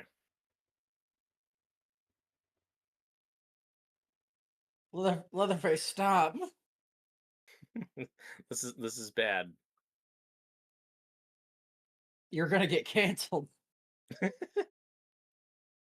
Oh no, they say that in the Netflix movie. Yeah. That's Try anything, true. you'll get canceled. I think they call him bro. He is a bro. He's my boy. Leatherface is a brother. Technically. Objectively. Objectively, he is someone's brother. I mean, everybody's somebody's brother. That's not true. That's just, I don't have any siblings, so no. That you know of. Oh. Can I have my face back? Yeah. Guy still being alive is so cruel. Oh, God. Can I have it back, please? The first time I saw this, I think I missed her getting her hands tied. I'm like, give him his face back, you bitch. You bitch. And yet, him spitting is still like the grossest thing in this movie. I don't like watching it. Don't be scared, darling. I mean, he is an optimist, and I respect that.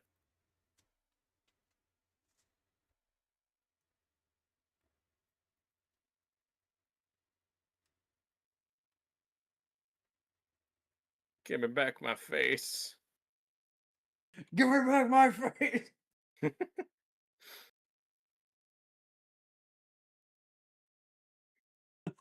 I was thinking of My Girl. Give him back his face. He can't see without his face.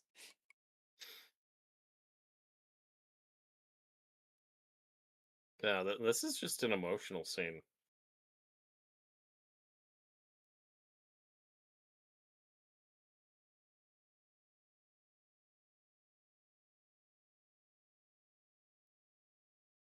I don't. Why are we doing this? it's not super efficient. Second worst. He's missing his face. Give him a break. Second worst mercy thing in this franchise. First is in the remake when he's like, "Kill me," and then she stabs him in the stomach. Yes. That's spooky. That was very spooky. No.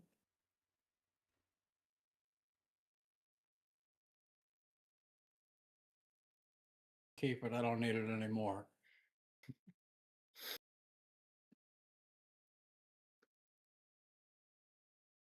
I'm off to hell. I was not a good guy. Anyway, back to hell. I'll keep getting back to hell now. Aw. Oh, that's good. Now he can get an open casket. Pat it down. Just set it in place. A little makeup.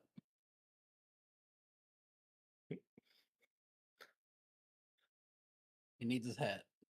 We'll bury him in his hometown of Seattle, California. Seattle, California. It's a frontier town.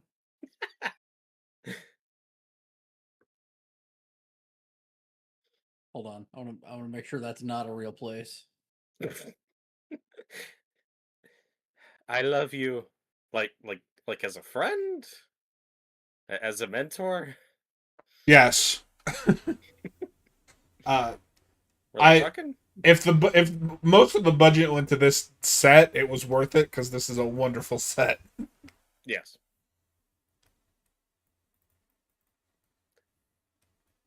There is no Seattle, California. Lies. Google AI. Nonsense.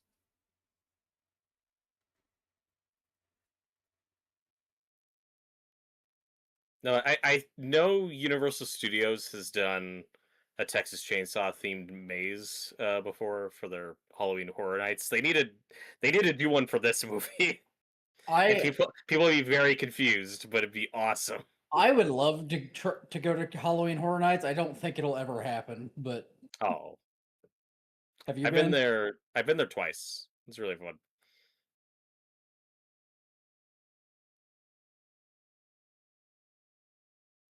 Is that's at Universal Studios, right?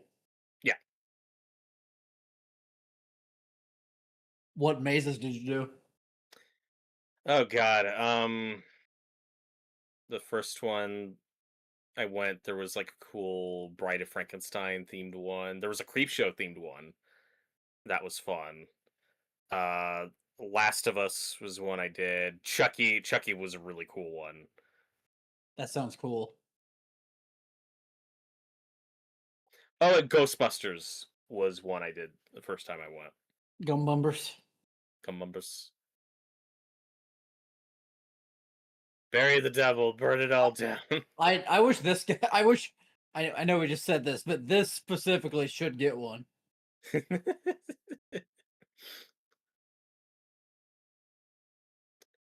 They need to make a VR game that's just you playing as Lefty They did a running through. Terrifier got a maze, didn't they? Yes, that's one I didn't get to go to. That was one I missed. How long do they take to go through? It depends on the maze. Sometimes it could be quite a while. Like it's not something I'd be like anxious to go to again now that I've done it twice.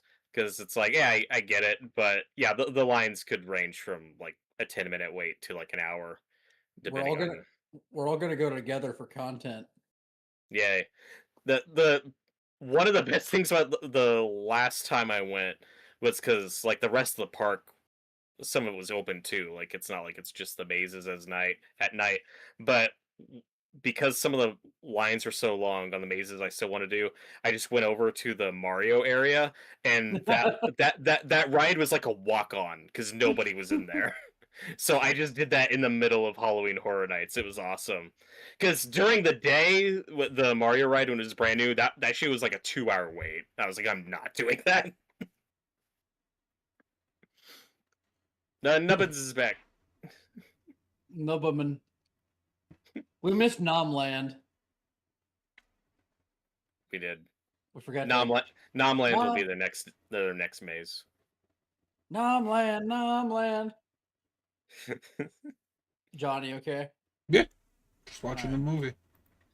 John, it's Nubbins. We're just It is. yapping. I will say though, that's not like if we ever blow up and have money to burn, going to Halloween Horror Nights wouldn't be the worst idea. Hell yeah. Oh. We'd have to abduct John and get him out of the house, but None. Yes. I not tell you where I live. I know where you live. No, you don't. I know the city. We'll just search. Just door to door. Hello, do you know this man? Hello, do you know John? No, okay. No other details, just my first name. It is John. Tyler's in the chat. He says, I once waited 3 hours to ride the Scooby-Doo Spooky Coaster. I don't like anything long enough to wait 3 hours in line. Why didn't they make the Chop Top movie? Because this movie bombed. They're going to. Oh my god, it's Franklin. No, Franklin. He's alive. I gotta get you to the hospital, boy. My nephew, I love you. So, Robert, is the idea that this movie has moved in real time? Like, has it been almost 10 years since the first? Okay. Yeah, it's been over 10 years. And there's the flashlight. It still works. Those batteries would be corroded. No. But it dimmed just like his life. Maybe Leatherface just changes them. Yeah. No, John, we somehow find your house first. Oh my god. That would legitimately be impressive. I know where to look.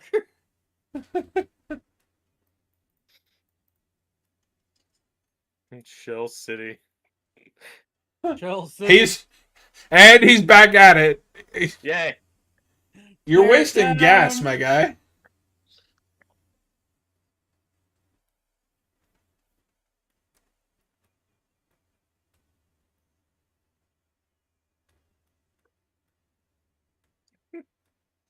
I'll take you to hell.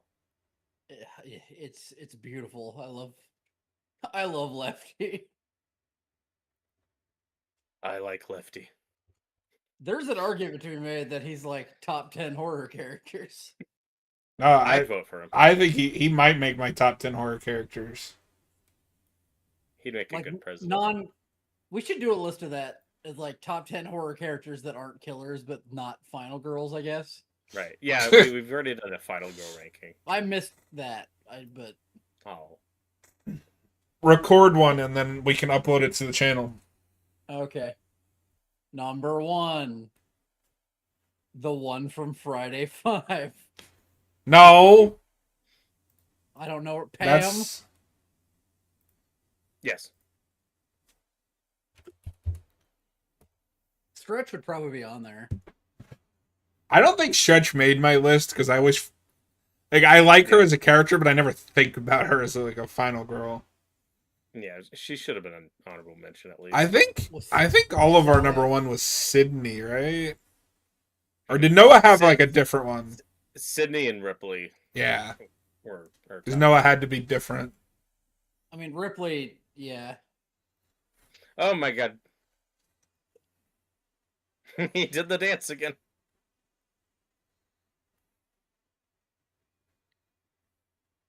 I didn't watch that video, but let me guess. John, Jenny from Friday 2 is on there? I think so. I think she's underrated. She's great. Maxine, but only an X. Yes. I like the Christmas lights down here. It's very pretty. No, this is screaming for to be in a video game. Yeah, it also sucks that the Friday 13th game could never do the tunnels from the remake. Yeah. Well, and have you seen that like concept footage of the ship from Jason X's map? It sucks so much. Like I hate Victor Miller now. Yeah. Yeah. Fuck him. Didn't he like only do the title? Like, well, no, he wrote the first movie. He did.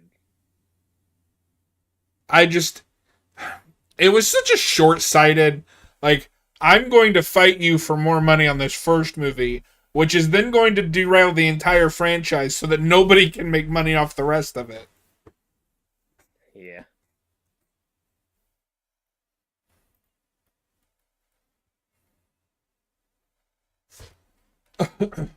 Bubba's got a girlfriend.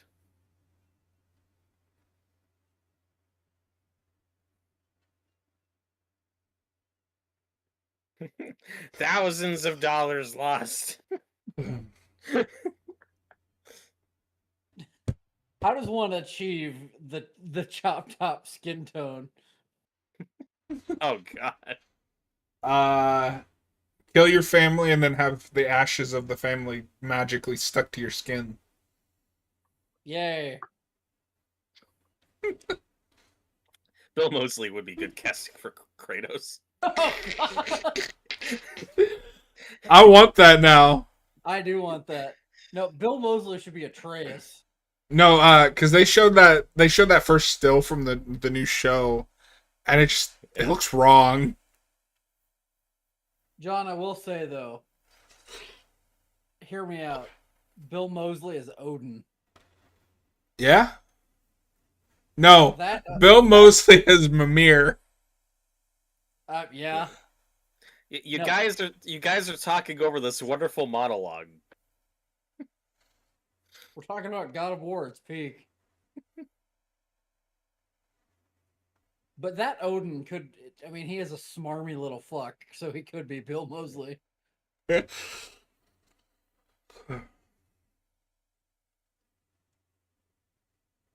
harlot.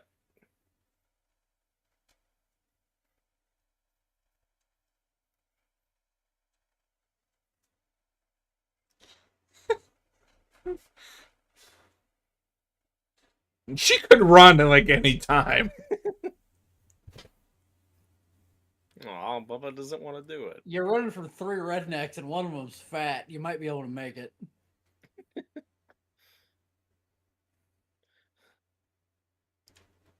Sex or the saw? Saw. And sex. I hope Nobody that Nobody knows. knows I what that hope is. that nobody knows what sex is. It's true.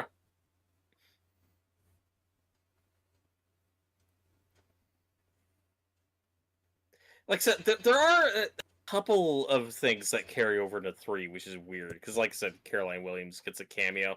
I also think the Saw's family isn't that like engraved on the chainsaw in that It's one. the golden chainsaw with the Saw's family on the side of it.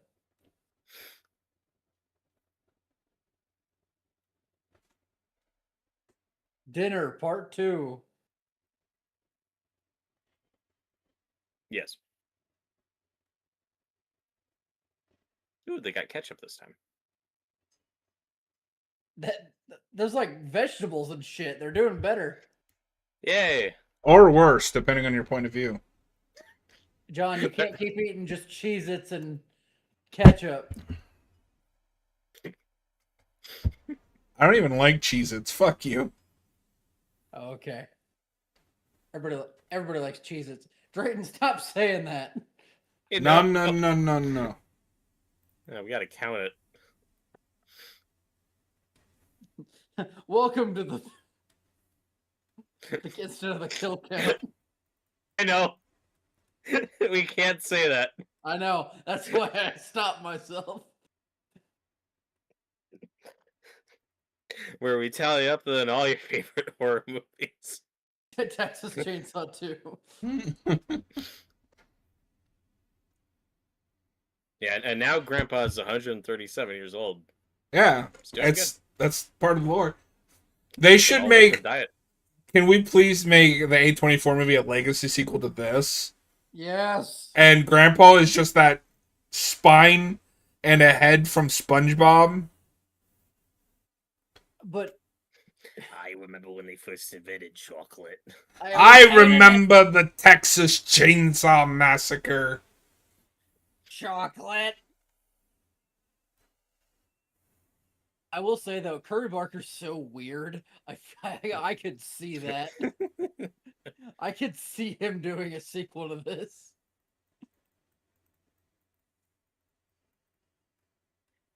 I'll also say that the makeup on Grandpa is better. Yeah. This one. Is it the same actor? I don't think so. I'd have to double check that.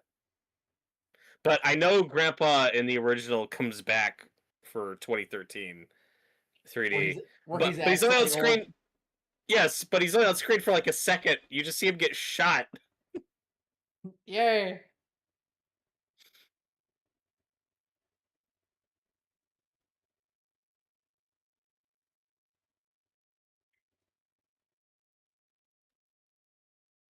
Oh, he's monologuing again.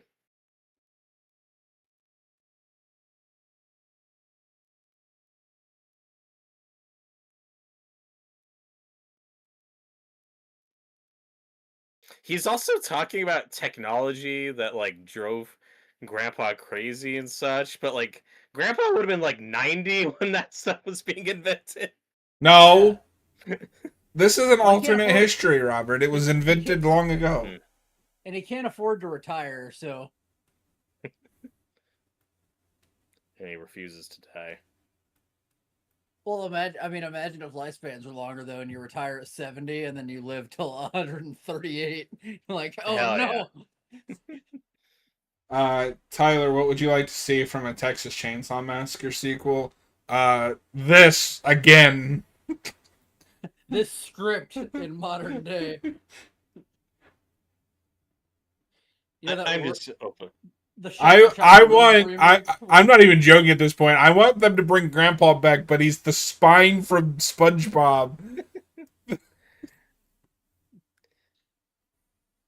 And make Leatherface a Lovecraftian being beyond our comprehension. And then he's actually been driving all of his family crazy. That's why they act like this. They were fine until he was born. They had like a house and like. I guess they have a house, but they had like they do have a house.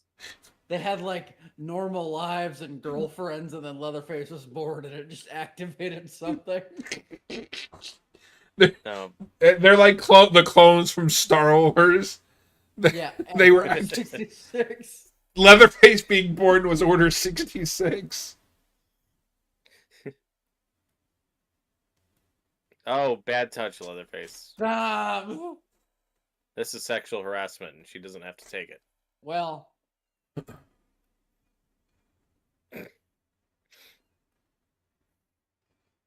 The only pitch I've ever had for a new Texas Chainsaw movie is this is a franchise I think you could actually do a found footage movie in. I would set it in like the 90s, do kind of a Blair Witch thing with it. No, But oh, I hate found footage. I mean, I'm glad the Jason one never happened, but I think that would fit for this property because the first one already has that documentary feel. I like Chronicle. That's found footage. That's like the only found footage movie that I like. No, but I would do it where it's like a group of like investigators, trying to find like the old house and That's Murder site. That's Curry Barker's next movie. Yay! I mean, it is. They're doing like he's doing like Ghost Hunters. Oh, cool. Okay. It's anything but ghosts. It has been pitched 5 it- minutes since Hayden has mentioned Curry Barker. It's a joke. Relax. We love Curry Barker in this house. Hayden's gonna Yes. freak out. I do love Curry Barker. Did you watch the skit I sent of the asshole tax? Yes. I love that one. That's the part you're missing. It's 9 a.m. right now. I love they just keep dropping the hammer. Stop zooming in. He's got That should- herpes and shit. That should be the 4K cover. It's just a zoomed in shot of Grandpa.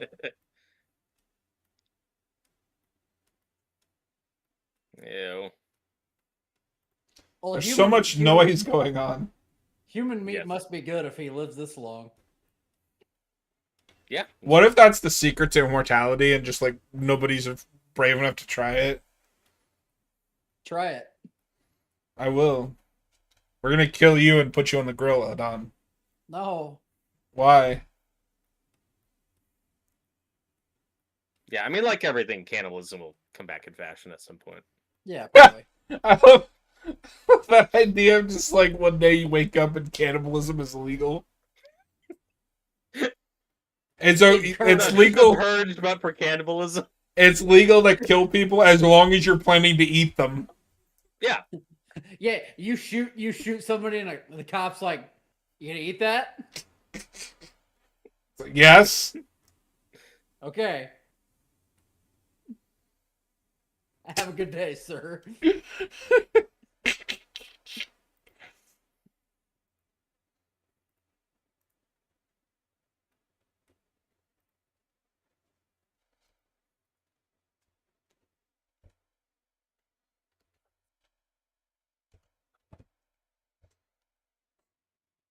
What the fuck is happening?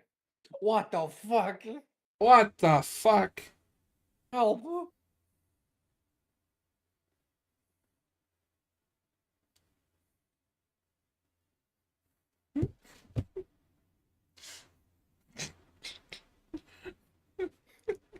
He's gonna do superhero landing. No, this guy is just a superhero. Hayden, while you're on your phone, look in the admin chat.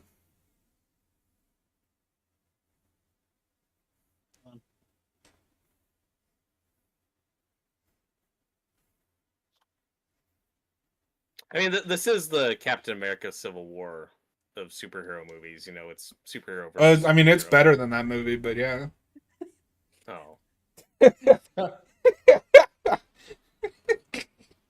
What the fuck, John? Did you see it, Robert? Yes. That's epic. I missed this. Tyler said for the next one they're at an abandoned water park now. Yay. That's Why? cool.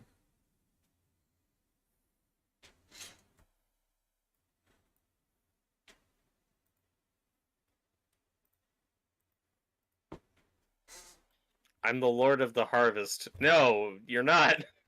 No. Don't call him a liar. I ain't calling him a truther. Oh, why? What the fuck? That was one of my favorite lines in Supergirl. You calling me a liar? I am, but I'm not right now. Ow. Oh, don't do that. Right in the ass. Why is he spitting like a dog? Wouldn't you? No. Duel time. Yes, I mean, chainsaw sword fight, just one of the best things. Like, this is what cinema was invented for. It's not as cool as the one in Resident No. Evil 7, but Part of me is serious when I'm like, this is what movies should be like. yeah. This is magic. Yeah. This is what we mean when we say the magic of film. That we need to edit that AMC Yeah, the commercial Nicole with Nicole Kidman, and she's watching this. Instead of Jurassic World, it's this. I love that it's like we're transported here for magic, and then Jurassic World's playing.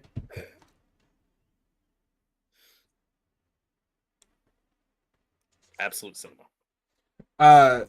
Hayden, would Bill Moseley's doing that laugh like as he's chasing her down the tunnel? He sounds like a Power Ranger monster. A little bit. He should have played one. Yeah. This needs to be a video game. That's what I'm Right. saying. No, No, this they is need- this is the most epic duel of all time. It's happened with 3 chainsaws versus Leatherface. Somebody edit this with lightsabers. Yeah, lightsaber chainsaws. You keep giving me ideas for D&D. The small business owner always gets fucked in the ass.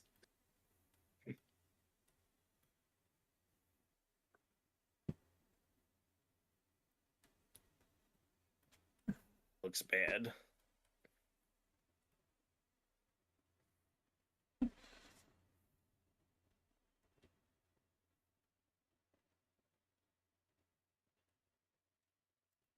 This No, amusement park ass. This set is so awesome. Like, this looked like it was just so much fun to run around in. I love Why would they when live here? I love when sets look like they'd be really cool, but then you hear actors talk about them and they're miserable.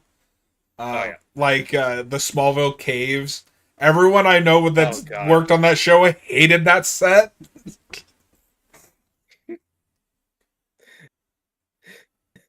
I love the meta quality to this joke. He's like breaking the fourth wall where he's like, maybe it's time to shut it down. I think it's time Shut to it pull the all plug. down. We're done. Oh no. No! Leatherface will somehow be fine. Yeah. Grandpa, Is Drayton even in the third one? No, I adore chainsaw holsters. Yeah. they're beautiful. No, I love these like chainsaw daggers. Don't do it, Grandpa. The fact that Nubbins had a grenade in that meat purse the entire time is a wonderful payoff.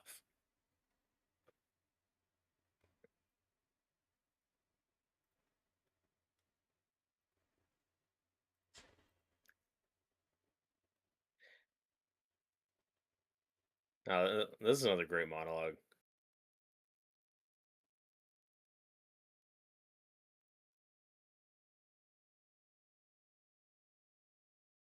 He doesn't even throw it. Like, he just pulls the pin and is like, alright, I'm gonna head out. Yeah. Hey, I'm gonna head out.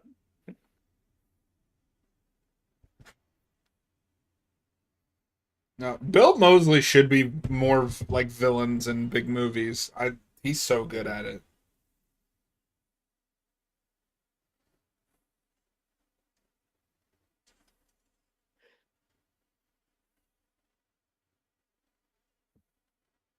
Ow! He's freaking out. I mean, I would be too. He's being electrocuted. EXIT. I thought it said waste.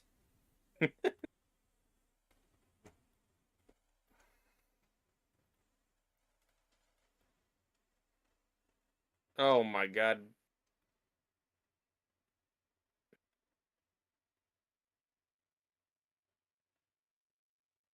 Oh no! Like, what is this? Peak cinema. No, like, location-wise, where the fuck are we? At Texas. the amusement park. This is a normal amusement park, Hayden. Don't bite him. You're gonna get some disease. Oh yeah. There's an episode of Beavis and Butthead where they go see Twilight and decide that's how to get chicks is to become vampires. So they just let some old homeless guy bite them because they think he's a Yeah. vampire.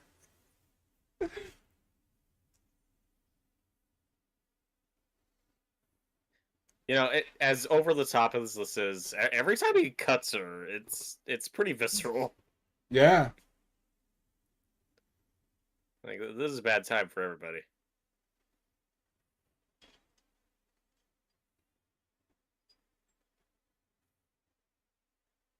He's freaking out. Music is my life. Dog will hunt. That is not what Grandma looks like in the first movie.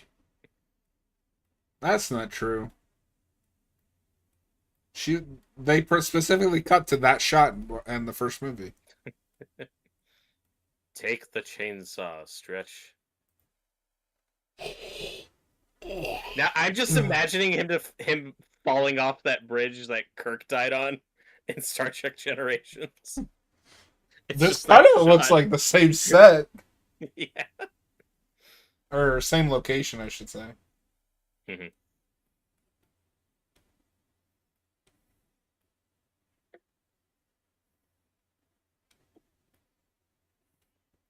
And then this set looks like it was shot in a completely different location. No.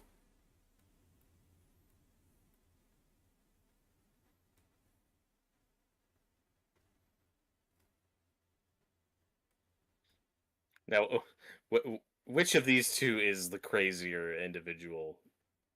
You be the judge. I don't know. I've lost his name all of a sudden. Fuck. Chop Top? Chop Top, yeah. Seems perfectly rational to me.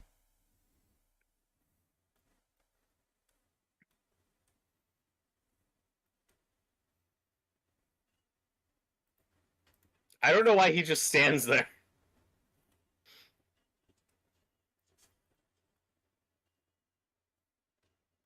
Grandma.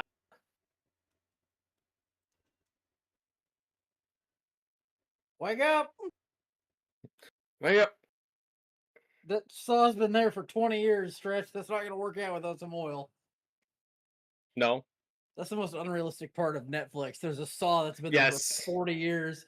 In a wall. And it just starts. Oh. No engine work required.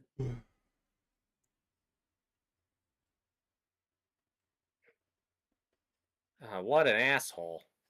This guy's an asshole!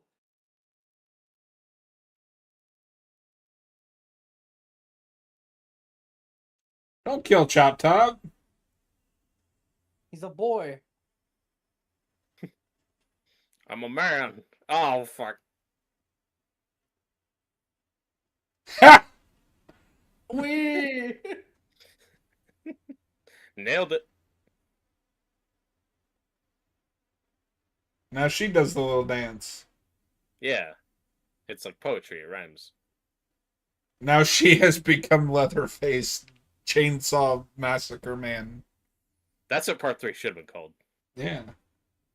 The Massacre Man. No, so not for this franchise, But it would have been interesting for one of these franchises that like wants to keep going, but at some point you have to replace the killer.